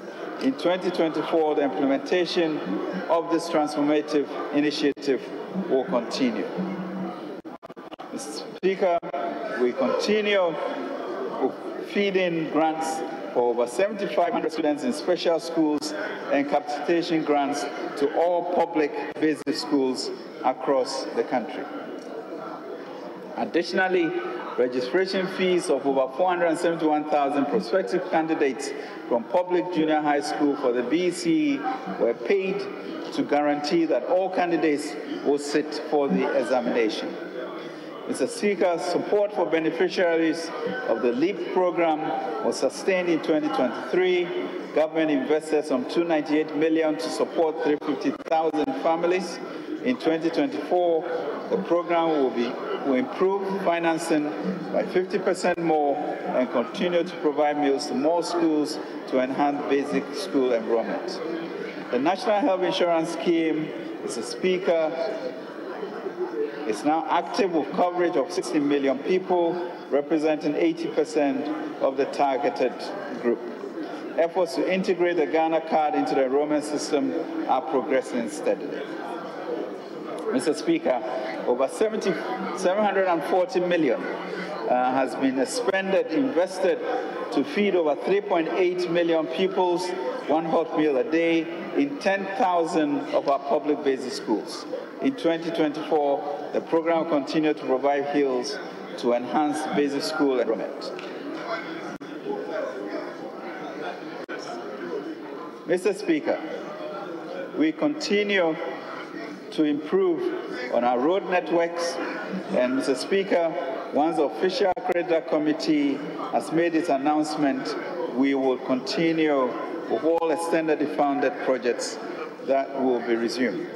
However, the following projects are ongoing and are at various stages of completion. Kumasi Lake Road and Drainage Extension Project is completed. Reconstruction of Bichem Techimanchia Akumadin Road is 71% complete. Construction of flyover on the Accra-Tema motorway from Flower Port Roundabout is 60% complete. Phase 2 of the Tema motorway roundabout, including construction of the third tier of the interchange, is 56% complete. Construction of 4 major bypasses at Osino, Enyinem, Enyirisi, and Konongo along the Accra-Kumasi Highway commenced in 2023 and are various stages of completion. Reconstruction of Agona and Kwantatoka Road is 44% complete. Dualization of whole main roads and traffic management works 100% complete. Selected roads in Second D and Takoradi Phase 1 is 28% complete. dualization of Nsawam Ofankor Road, including the widening of the road to 10 lanes with a 6-lane expressway and 4-lane service road with interchanges at Amasaman, Kobiman, Midyear, and Nsawam project is 30% complete. Construction of 4-tier interchange at Swame in the Ashanti region has commenced. Mr. Speaker, the following projects under the Master Project Agreement with Sino Hydro Corporation has been completed: Tamale Interchange, Western Region and Cape Coast Inner City Roads, construction of Hohoi, Jasikan, Dodi, Pepesi, 64.4 kilometers, upgrading of selected feeder roads in Ashanti and Western Region. However, the following are at various stages of completion: Sunyani Inner City Roads, construction of Sunyani and Brekum Inner City Roads, PTC Runabout Interchange, Takoradi, 80%. Mr. Speaker, government is in the preparation for the reconstruction of the Accra-Tema motorway under the road sector's public-private partnership with GIF is on course. The concession agreement and draft engineering, procurement and construction EPC agreement have been approved by Cabinet and will be submitted to Parliament for approval shortly. Mr. Speaker, government infrastructure program will also be anchored on a strong private sector collaboration. To this end, government will continue to pursue the mining sector roads rehabilitation projects to improve the road network in mining communities. Government will begin the formalization of agreements with the mining companies and mining-related industries to fund and commence the rehabilitation of roads in the mining enclaves in 2024. Selected communities include Takoradi, Agona, and Kwanta, Takoradi Dualization and Township, Presia, Bogoso, Bogoso Township, Dunkwa, Obuasi Township, Ashia and Kwanta, Manso, Nkran, Konongo. Mr. Speaker, to promote trade and transit from the Tema port, the capacity of Tema Hospital Road will be improved under PPP arrangements. Accordingly, government has developed a deed of transfer to be executed. Mr. Speaker, government has renegotiated the contract terms of the large general hospital project and will now be funded through the national budget. The contractor is expected, Mr. Speaker, to be back on site next week to complete a significant amount of work by 2024. Mr. Speaker, in accordance with government's strong commitment to industrialization, a total of 169 One District, One Factory projects are currently operational, leading to a total employment of 169,000. An additional 152 factories are currently under construction and expected to be fully operational in 2024. These industries are expected to increase value addition and support our efforts to reset the economy. Mr. Speaker, to improve connectivity within the sub-region and facilitate tourism, the upgrading of the Tamale Airport has been completed. To complement this effort and facilitate trade through Ghana's transit corridor, the construction of the Buankra Integrated Logistical Terminal is being executed and is about 54% complete. Following the approval of Ghana's Energy Transition Investment Plan, government has commenced the development of a national electric vehicle policy as part of efforts to create an enabling environment for the uptake of electric vehicles. Mr. Speaker, government has rolled out the National Rental Assistance Scheme in February 2023 to ease the burden of huge rent advance payments by prospective tenants. Mr. Speaker, government continued works on phase 3 of the Security Services Housing Program, involving the construction of 320 units for the Ghana Police Service at the Ghana National Police Training School, Tesano. In addition, work commenced on the first phase of the revised National Affordable Housing Program at Ofori-Atta that was launched by His Excellency the President and the Minister of Works and Housing. Government will commence work on the National Affordable Housing Project at the Deso in the Ashanti region to complement the Ofori-Atta project. Mr. Speaker, under the Infrastructure for Poverty Eradication Program, government continues to embark on strategic investments across our communities nationwide in line with the Fiscal Consolidation Plan. Through the development authorities, over 340 projects were completed in 2023 and accordingly handed over to the beneficiary communities. Rural telephony. Mr. Speaker, government constructed a total of 1,010 rural telephony sites under the Rural Telephony and Digital Inclusion Project to provide voice signals in underserved and unserved communities. In 2024, the remaining 1,006 sites will be built and integrated and financed for voice and data services to ensure reliable, affordable, and secured broadband infrastructure under the infrastructure. Mr. Speaker, with regards to rural electrification, in line with government to achieve universal access to electricity by 2024, a total of 189 communities have been connected to the national grid, with 211 communities at various stages of completion. The national electricity access is estimated to have reached 88.85% as of the third quarter of 2023. Our goal, of course, is to exceed 90% by the end of 2024. Mr. Speaker, under the Girls in ICT initiative, 2,000 girls and 200 ICT teachers in the Savannah and Northern regions were trained. Additionally, a total of 287 labs were presented to the best performing students and teachers in both the Savannah and Northern regions. In 2024, 3,000 girls and 300 ICT teachers will be trained in Ashanti, Greater Accra, and Volta regions. Government, Mr. Speaker, seeks to continue to find a program to resource a one laptop per child program so that the population will become tech savvy. Mr. Speaker, we will look to raise appropriate financing for this. Mr. Speaker, the Ghana.gov platform deployed in 2020 has onboarded 1541 MDAs, MMDAs, and state-owned enterprises, with 130 of these entities actively utilizing the platform for various functions, including processing payments. This has yielded a total of 164 billion since its inception.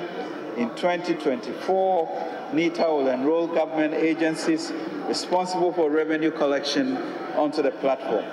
In addition, a citizens app will be integrated into the platform to enrich citizens to government engagement and allow persons with disability to address the platform to foster inclusiveness. Mr. Speaker,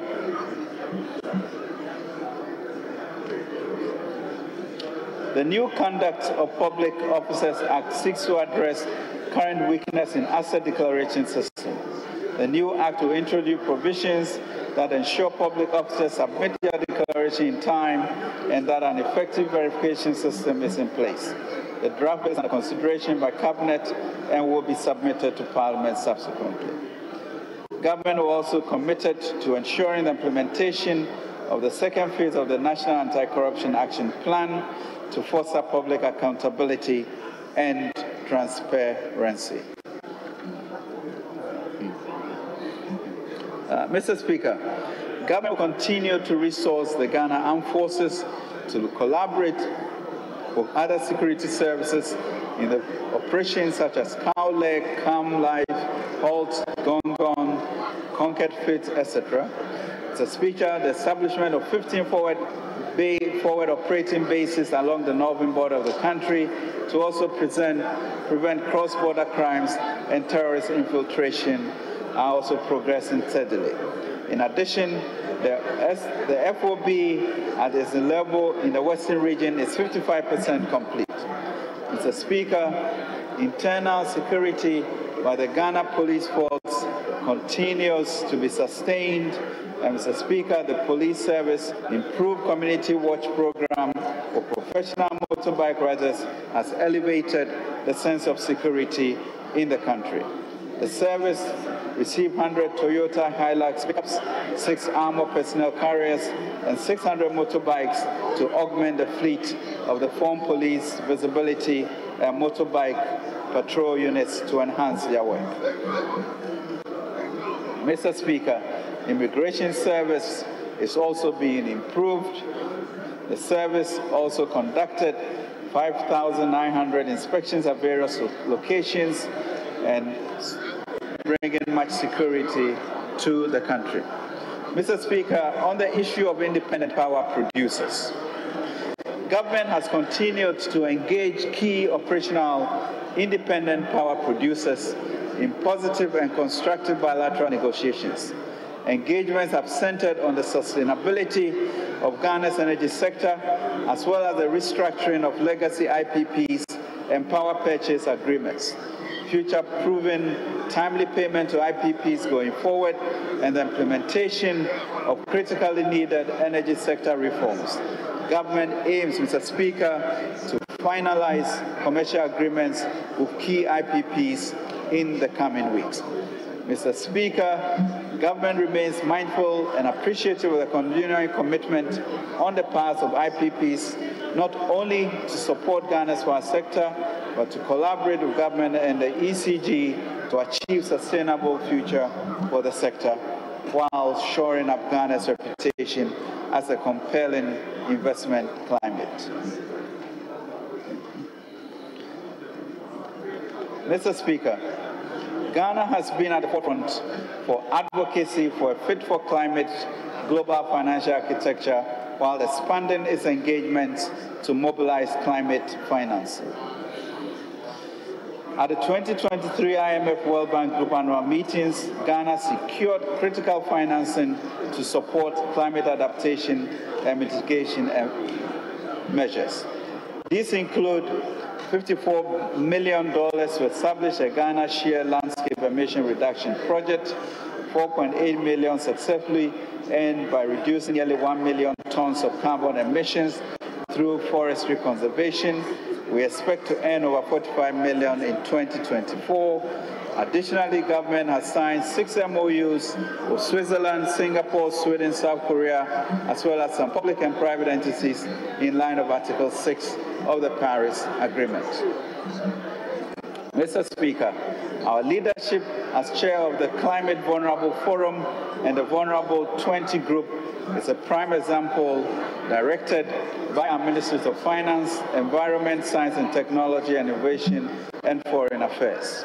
Under Ghana's tenure, we've not only raised our global standing in climate discussions, but also championed the interests of climate vulnerable nations. Our President Nana Addo Dankwa Akufo-Addo chairs the CVF. Since 2021, under the direction of Ghana's direction, the CVF and V20 have driven a forward-thinking agenda to counter climate change threats. Crucially, Ghana has been instrumental in pushing for reforms in the global financial system to make a more conducive environment for resilient growth and sustainable development. Mr. Speaker, advocating for reform the global financial system underscores our commitment to focus on a future where climate resilient growth and sustainable development are at the forefront. By championing this, Ghana will lead with a vision for climate resilience in a more environmentally imperative way. It is a pathway to enduring prosperity and stability for developing countries globally, ensuring that we are equipped to face climate challenges while progressing towards a sustainable and prosperous future. Mr. Speaker, today I have highlighted our collective achievements as a nation to this august House. I've also demonstrated how our investment over the last 7 years have positively impacted individuals, households, businesses, and communities. We have, Mr. Speaker, a safer country. We have a more physically and digitally connected society. We have a more educated and skilled population. Through our policy approach, the foundation for a country has been laid where ingenuity being encouraged, innovation is supported, public service is valued, responsibility is shared, prosperity is shared, and accountability for the custodianship of public resources is prioritized. Mr. Speaker, this is marked change from when I first stood before this House on 2nd March 2017. At that time, Mr. Speaker, doomsday had decimated the incomes of businesses and households. The financial sector was weak and near collapse. Trained nurses had stayed home for years without employment. NHIS was in arrears for over a year. A sizable number of Ghanaians were unable to access senior high school education. Above all, our economic prospects had dimmed considerably. I refer then to the biblical story of 5 loaves and 2 fishes to illustrate the approach in turning the economy around. Mr. Speaker, I stood here in March 27 and asked that the country's poultry, 2 fishes, and 5 loaves be multiplied. Indeed, as a young boy gave all he had to the multitudes, so have we. And the Lord, in response, has blessed our nation, and this we should not forget. From a nominal GDP, Mr. Speaker, of 262 billion in 2017 to 1 trillion in 2014. Invested in the future of our children under the free SHS program, with 1.2 million students having access to free secondary school education. We supported the poor and vulnerable through an enhanced LEAP program by increasing the number of beneficiary households from 212,000 in 2017 to 350,000 in 2023, with an aim of 450,000 in the medium term. We invested in provisioning 1 hot nutrition meal per day to 3.2 million pupils in our basic schools and provided steady income stream for 32,496 caterers. We invested the most in the construction, rehabilitation, and upgrading of major roads network across the country. We supported small businesses with $750 million during the COVID-19 pandemic through the CAPBAS program and other interventions. We invested, Mr. Speaker, in making sure that all public workers were paid every month during the COVID-19 pandemic, including the teachers who were paid for all the 9 months when the academic calendar was disrupted. We invested to strategically establish 160 factories across the districts under 1D, 1F. Investing in the expansion of health infrastructure in every district under the Agenda 111 initiative, the greatest healthcare push in the history of our country. Mr. Speaker, let me make this opportunity to recognize the strong partnership that has coexisted between the government and organized labor over this period. I also want to use the occasion to thank the leadership of organized labor for their positive cooperation since 2017.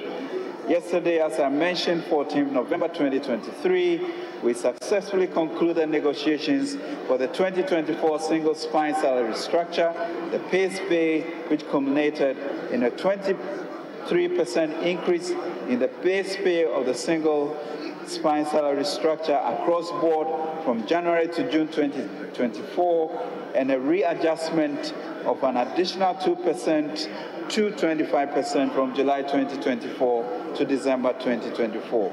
This wouldn't have been possible without the cooperation and strong leadership of labor unions.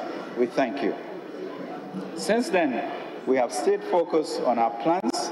However, it is not smooth sailing. There have been ebbs and flows. We have faced severe headwinds since March 2022 as an economy. The economy has faced multiple shocks. We have not created enough jobs and food inflation remains high, creating hardships, and we are committed to tackling this. However, we are re-anchoring our path using the PCPEG as our compass, our true north. Mr. Speaker, backed by the PCPEG, the 2023 budget seeks to restore and sustain macroeconomic stability. With hard work and the grace of God, we are on the path of stability and growth. Thankfully, a sense of a new beginning has taken hold.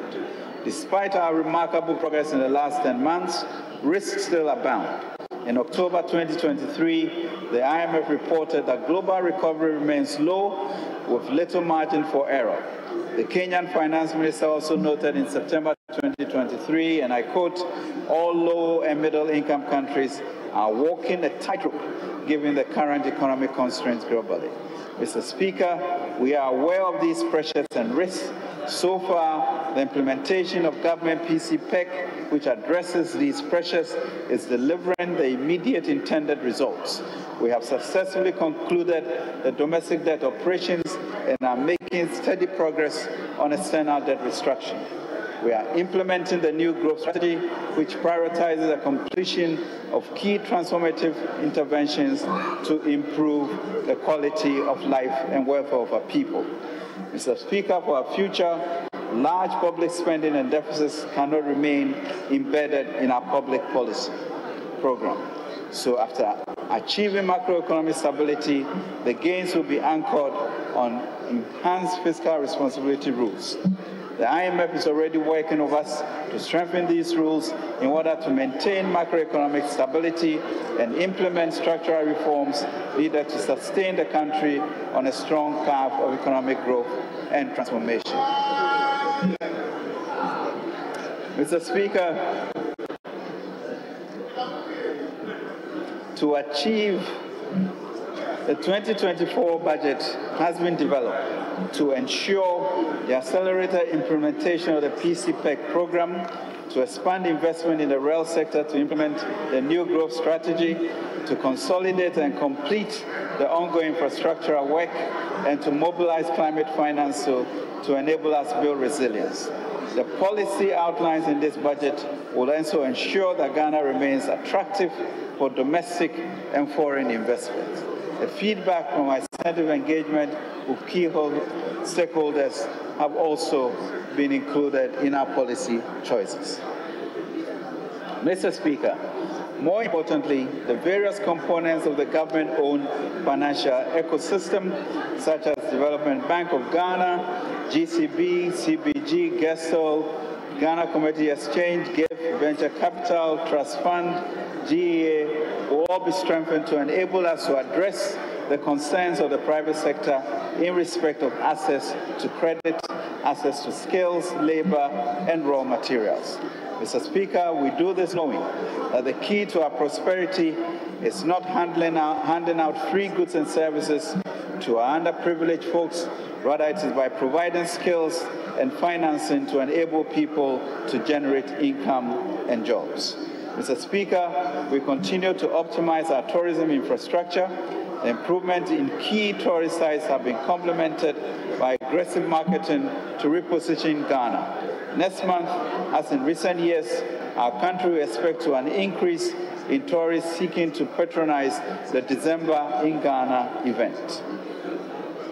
Our investment in CCTVs and our roads and provisions of increased logistics for the security services will continue to support these events and make them memorable.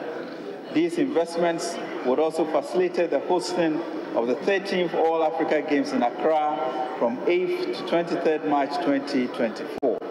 This will put Ghana in the spotlight. In addition, Ghana has strategically positioned itself to mobilize climate financing and champion a fit-for-climate global architecture. Mr. Speaker, we also are creating a new financing division at the ministry to ensure that we stay ahead of the game. Mr. Speaker, a new and exciting opportunity is Ghana's newfound wealth in lithium and graphite, which will be extracted in line with the green minerals policy to support our energy transition. Mr. Speaker, the Minerals Income Investment Fund has acquired a 6% contributing interest in Atlantic Lithium's Ghana portfolio. This will lead us to a new negotiating posture for all future extractive industry investments. Mr. Speaker, in line with Ghana's localization policy, Atlantic Lithium will list on the Ghana Stock Exchange to further enhance and deepen local participation. Mr. Speaker, we are in a better place than we were before. The nation has been positively impacted and positioned to harness its prospects. We must move forward courageously, for as 2 Timothy 1 says, God has not given us a spirit of fear, but, Mr. Speaker, a spirit of courage and of love and of a sound mind, and we must press on. It is in this same vein, Mr. Speaker, of courage and power that we have forged a resilience since 2017. It's important to recall that despite, Mr. Speaker, the poly-crisis of 2019, the poly-crisis in 2020, we have together taken, Mr. Speaker, all of us, a GDP of 219 billion to 1 trillion GDP this year. A key lesson from this leap since 2017 is for us, Mr. Speaker, to eschew unfounded pessimism and nihilism. We have shown, Mr. Speaker, that it is possible. It is possible to triple, to quadruple our GDP. It is possible to create a technologically savvy environment. It is possible to be the investment hub of the region. We should therefore, Mr. Speaker, be collectively proud of ourselves and the can-do spirit of our people. We have proven that a lot more is possible if we stay the course and believe in a future of immense possibilities. To realize our common aspiration, Mr. Speaker, we must continue to speak one language. This is Ghana, a nation united in diversity, a resilient nation on the path to manifest destiny. Every opportunity to safeguard our progress must be protected by adherence to exhortations of Genesis 11:6, that if we speak one language, we can do the impossible. Mr. Speaker, we therefore present to you the Inkunim Victory Budget, a people with a manifest destiny for greatness. We are resilient and we shall prevail because, Mr. Speaker, as we have always said, the battle is indeed the Lord's. God bless our homeland Ghana and make us steadfast to build together a nation that is great and strong in unity. Mr. Speaker, so I move.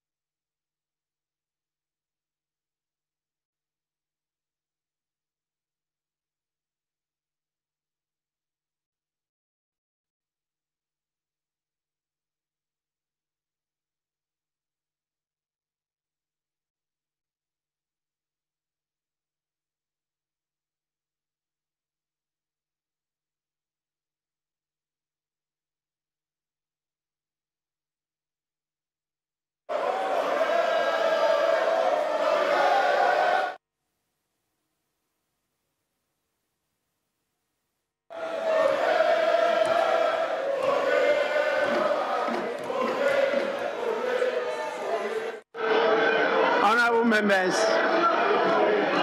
honorable members,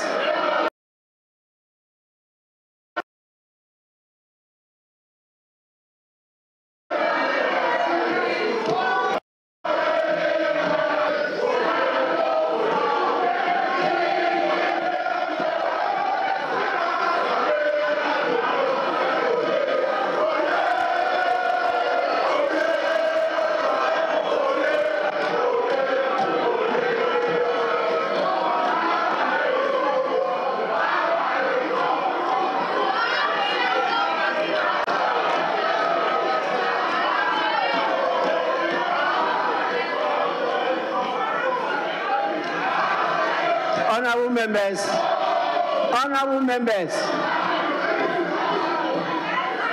please, we have given more than enough time for the chair leaders.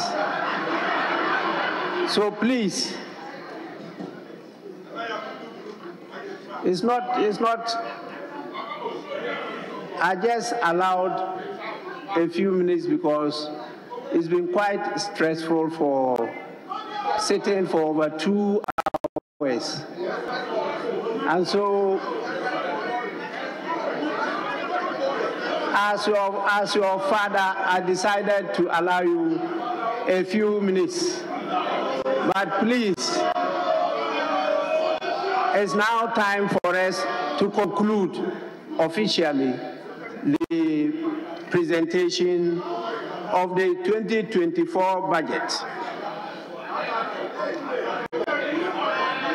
Honorable members,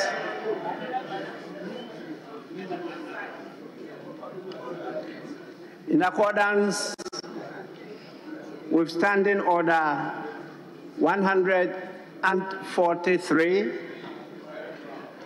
debate on the motion shall stand adjourned for not less than 3 days.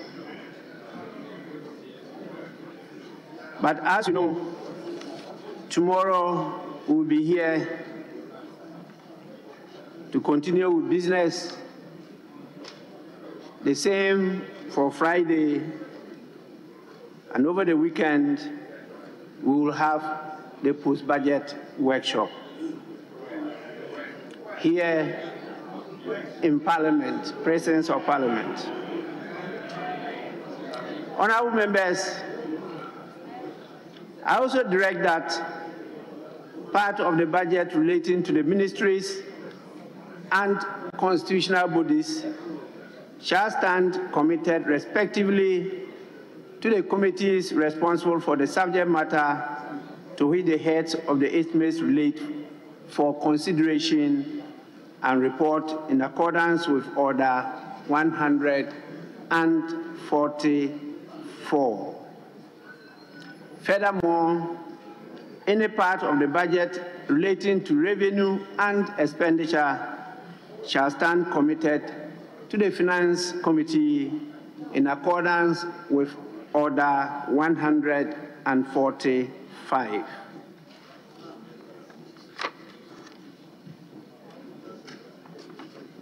Before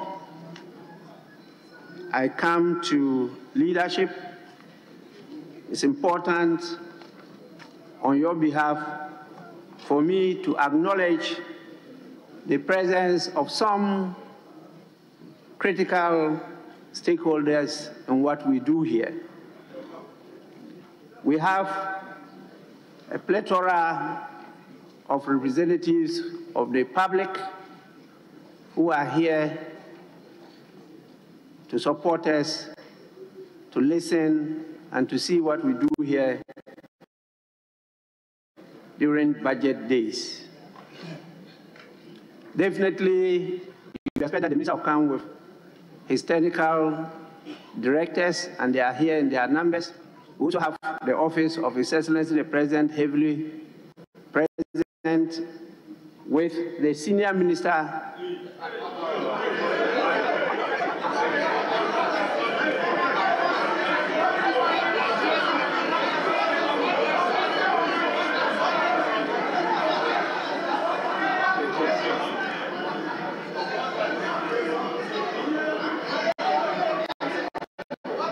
I understand your excitement because the time he was on the floor here, many of you were not born, so I know his value and I acknowledge his presence. The Chief of Staff herself is present here. And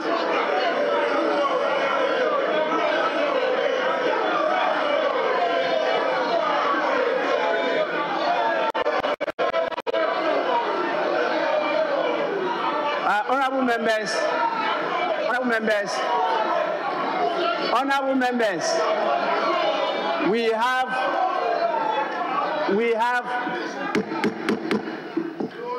have a very, very important group, partners in the development of democracy.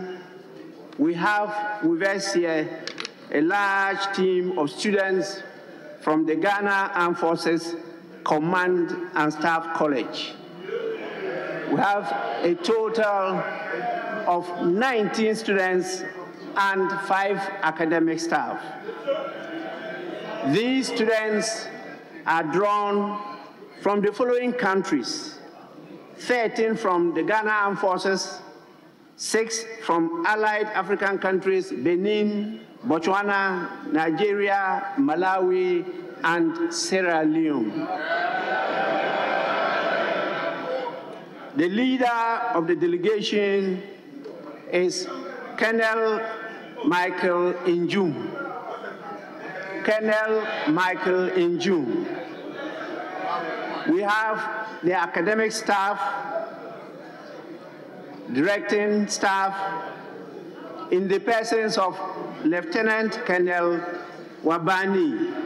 Lieutenant Colonel Wabani is from South Africa. And we also have Wing Commander Seth Ampao from Ghana, and His Excellency Ambassador A. Satu, also from Ghana. Please, you are welcome. We're grateful you find time to come and support us. You've seen the laborious work we do here, particularly for the minister to stand over 2 hours. I tell you, if you had read all the statements, it would have taken over 3 hours. But he was able to skip, professionally through some of the paragraphs and give us a summation of what is contained in the budget. So you need to read the totality of the budget to actually get the full import of the message that he just delivered. Once again, we thank you for coming.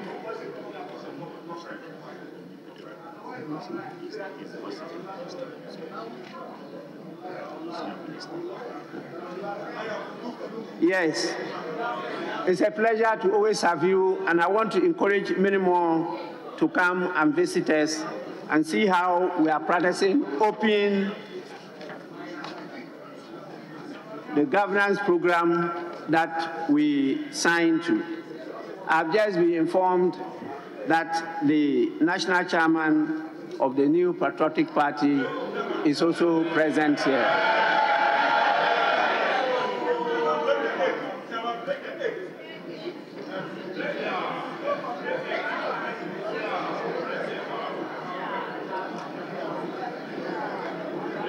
Honorable members, let's now be guided by the leadership of the House, whether there's anything more for us to do. We start with the minority leader.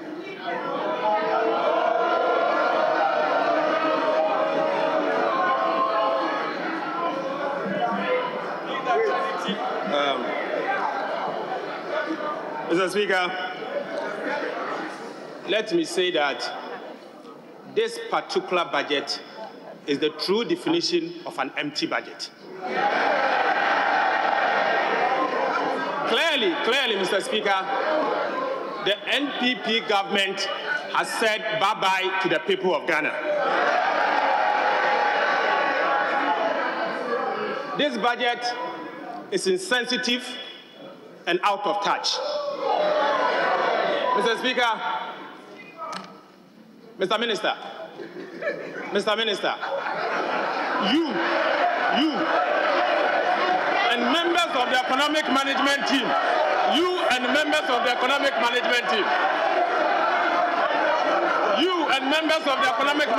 led by our Vice President, you are leaving behind a bankrupt economy.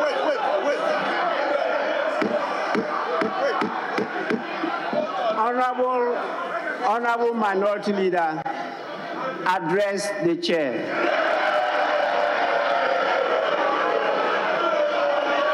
Mr. Speaker,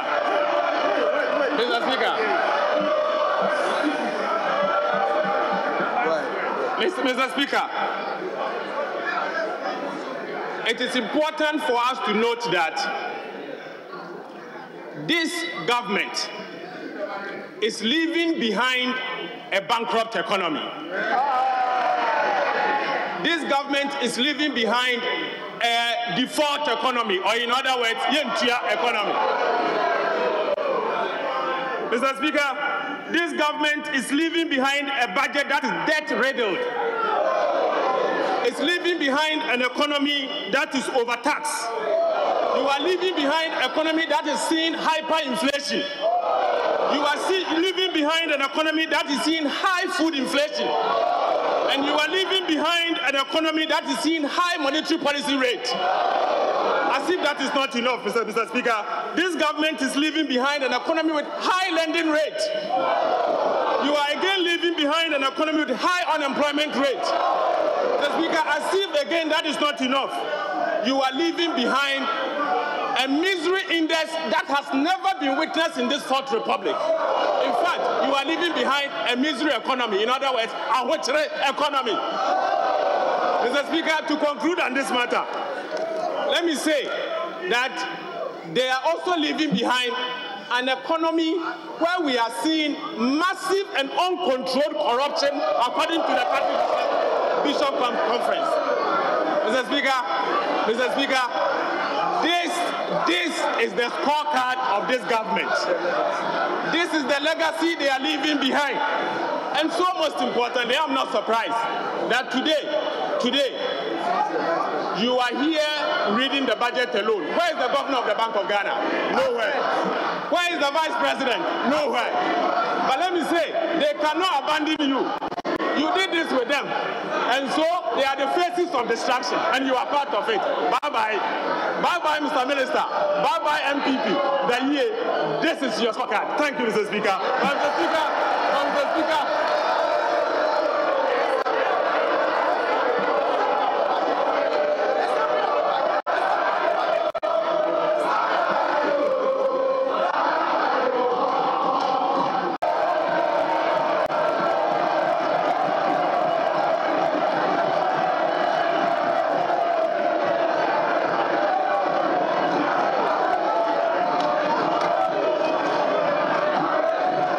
Honorable members, please.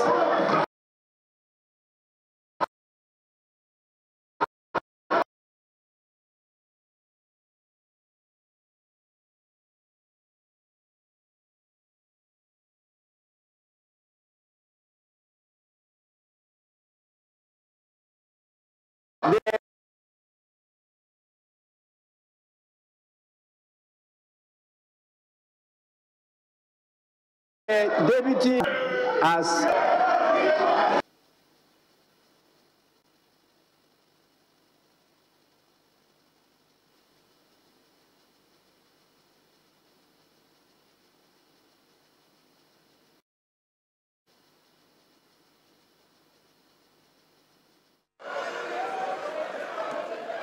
Mr. Speaker, please. Let me remind you that the Standing Orders Committee is here to meet. So time is of essence, and we need to adjourn the sitting and go for the committee meeting. Please allow the Deputy Majority Leader to have a bite. It's a response to what you have said.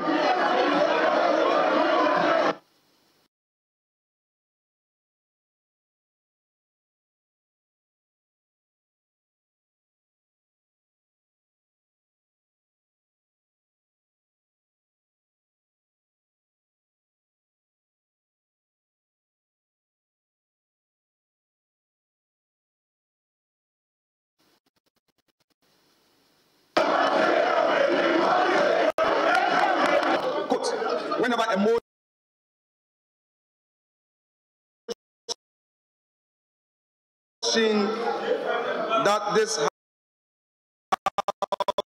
House approves the financial policy of government for the year by the minister responsible for finance. The debate on it shall start.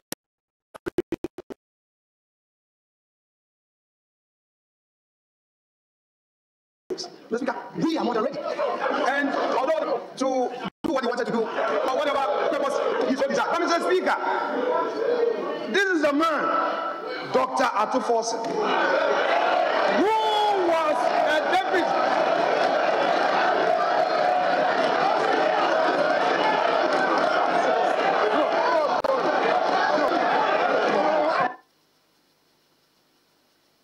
Mr. Speaker, this is the same Dr. Ofori-Atta. Deputy Majority Leader. Deputy Majority Leader. Just to, honorable members, please.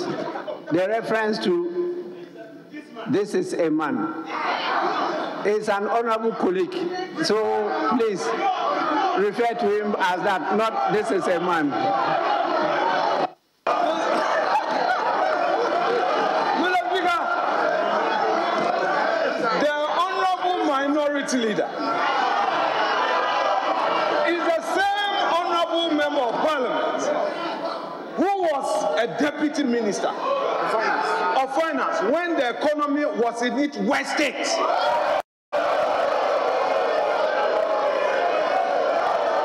Mr. Speaker, this is the same Dr. Ofori-Atta who was a deputy finance minister who, even without COVID, could not, with his boss, the finance minister, and their government, implement the free SHS. This is the same Dr. Ofori-Atta. Mr. Speaker, if today this government has implemented free SHS successfully, and Mr. Speaker, today the figures bear us out.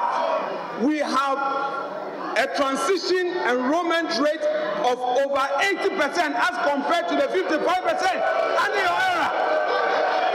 And today, because of the liberties of opposition, you are telling the honorable finance minister that he has underperformed when your own administration had the worst performance out of it. Let me assure you that the figures cannot be toyed with. Dr. Ofori-Atta, let me remind you that your government could not implement a single landing beach project. You came into this house with a loan. You chickened out and you came to do capping.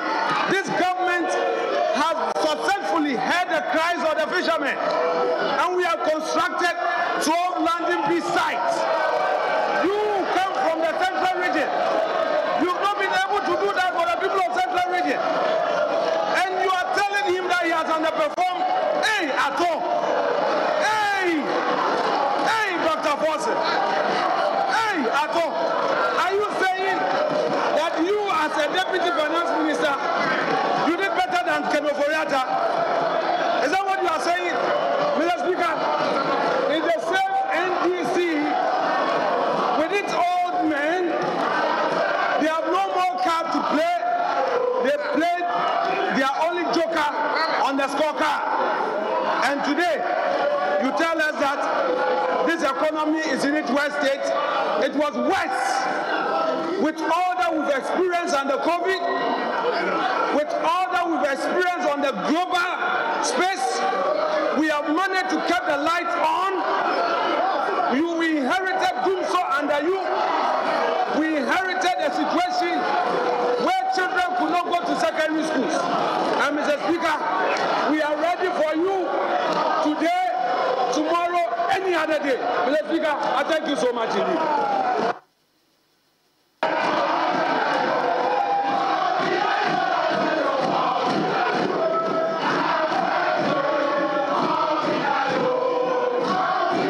Honorable members, honorable members,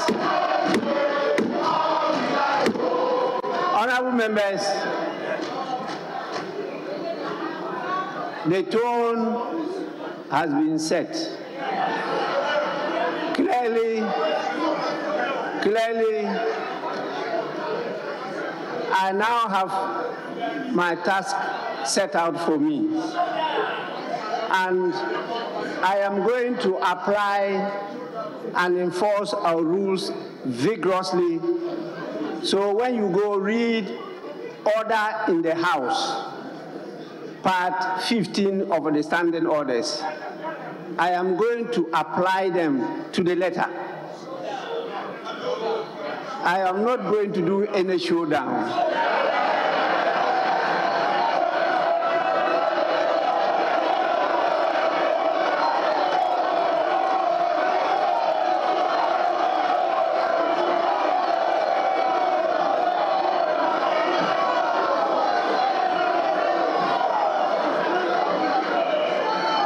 Honorable members, you are aware, you all know it, that showdown is my friend.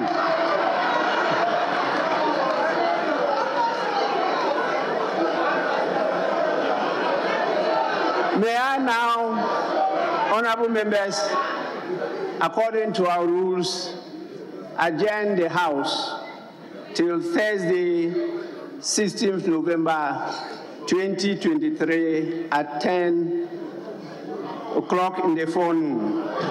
The House, Honorable,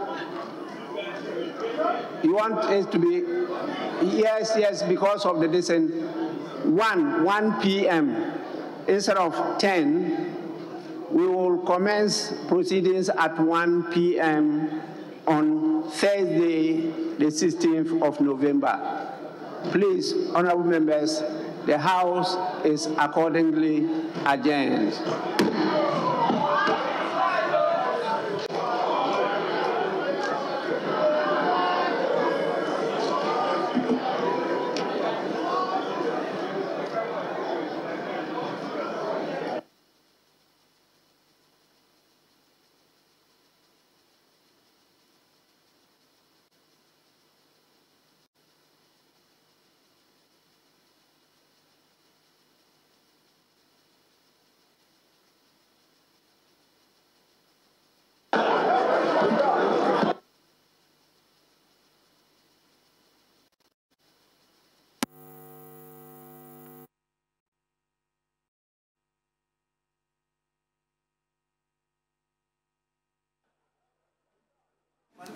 Well, so all is said and done, as they say, that the wait is over. Finance Minister Ofori-Atta has presented the 2024 budget for and on behalf of the President.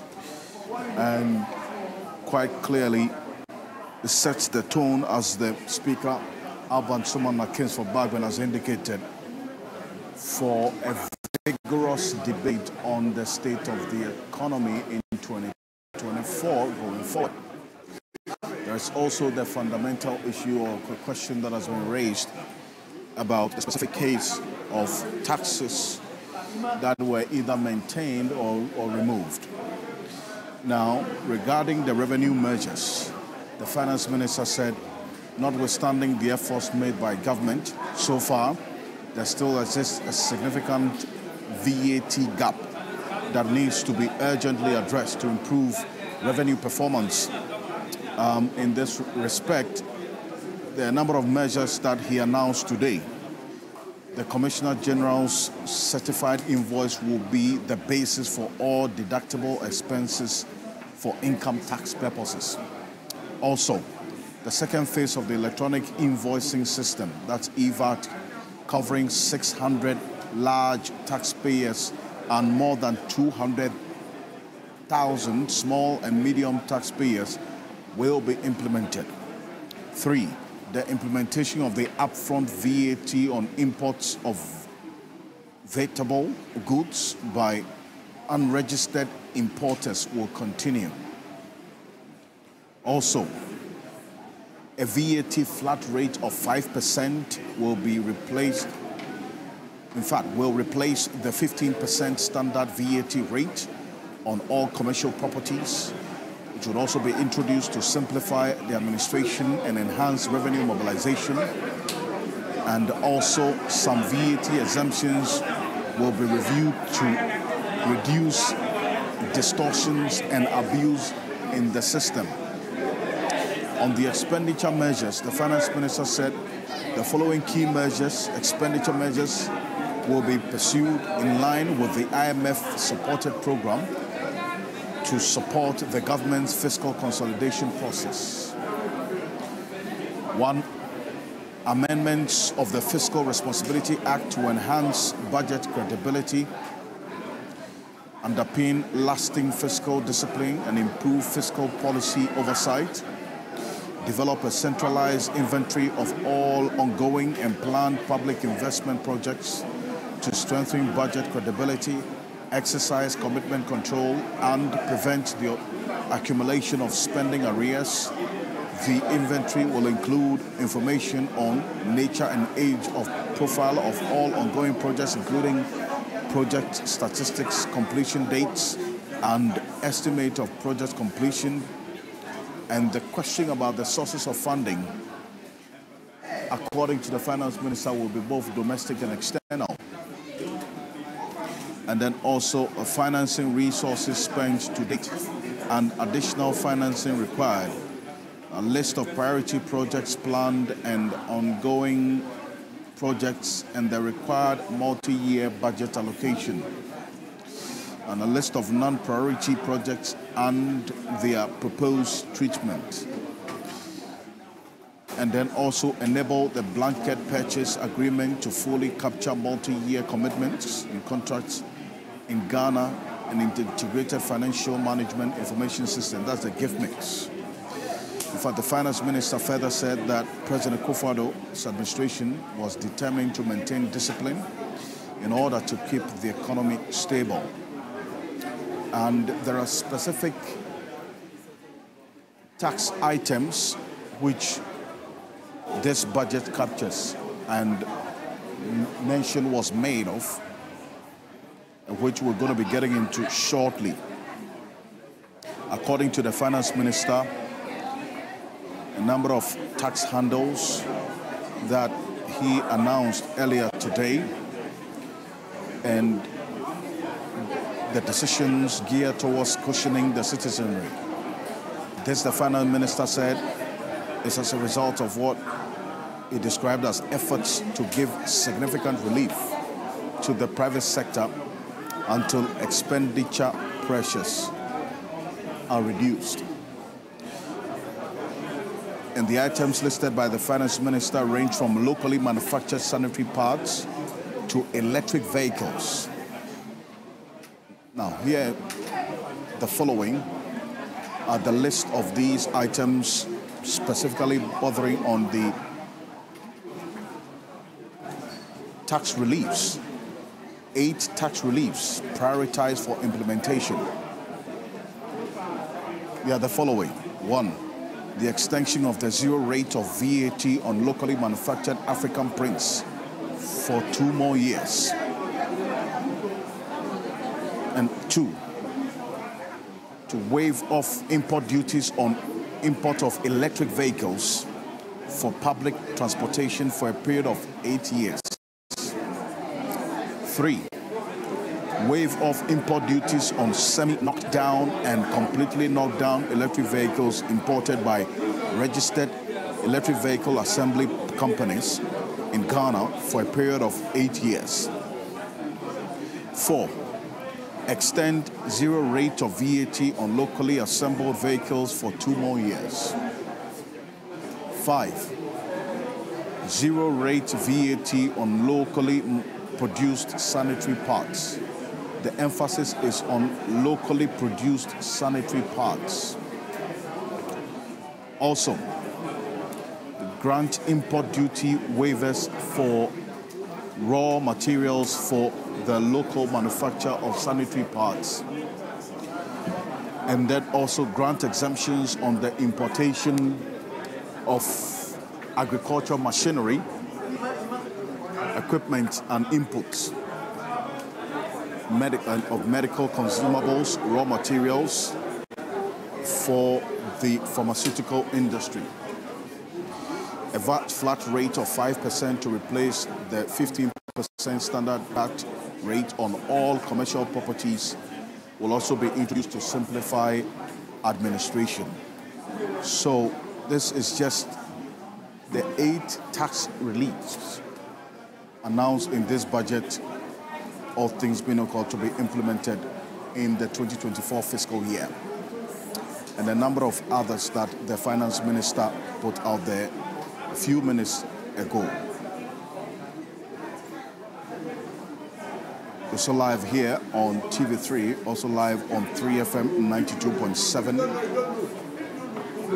We're also live on TV3 Ghana, on Facebook, DSTV channel 279, all across the world on 3news.com. Samuel Okujetua Blackwell is a Northern Member of Parliament. Andrew Japamesa is a Member of Parliament for the 2nd D constituency. Gentlemen, thank you very much for joining us. A budget that meets expectations, you would say? By all accounts. By all accounts? By all accounts. Obviously, we are coming from a situation which is not the best of shapes with respect to our economy. Recall that prior to the onset of COVID-19, economic indicators were looking very, very, very well, albeit with some underlying conditions. And I say so with specific reference to the energy sector payments that had to be made, and then also the banking sector cleanup, which brought huge financial burden on our budget. Obviously, the plan of government as outlined in the 2018-2019 budget was to deal with those matters over a specific period of time. And so some policy decision was taken to report below the line. Then 2020 comes and all the issues that had been programmed to deal with those key underlying conditions, albeit in a growth economy, were all scattered. And so government had to take a step back and reset. Hence, resort to the IMF again against our good intent not to. And so if you look at the figures that were churned out today, we clearly are making a bend. We are not out of the woods yet, but clearly Ghana has turned the corner, and the finance minister has indicated quite clearly the steps and the policy initiative that is going to be rolled out in the coming year, consistent with the IMF program, to put our economy back on sound footing. So I was very, very impressed with the performance today. Clearly a budget of hope that would inspire a lot of business confidence in our economy, that would inspire a lot of clear, pathway forward to restoring economic fortunes of our country. How much of an impact will this budget have on the concerns of the business community? They were quite clear ahead of today that the increasing cost of doing business is one of the major issues that they are dealing with. Will this budget make any specific difference for them? If you look at cost of doing business, it's at an all-time high. And once you have a budget that has outlined fresh taxes, a new raft of taxes, about 8 of them at the last count, you are going to see cost of doing business go up. And you are going to see general living conditions, worsen. This is a government that promised us that they will move us from taxation to production, and that the emphasis will be to, as much as possible, reduce taxes, reduce the burden on the Ghanaian, and create a new environment that focuses on production. But it turns out that it was all as usual.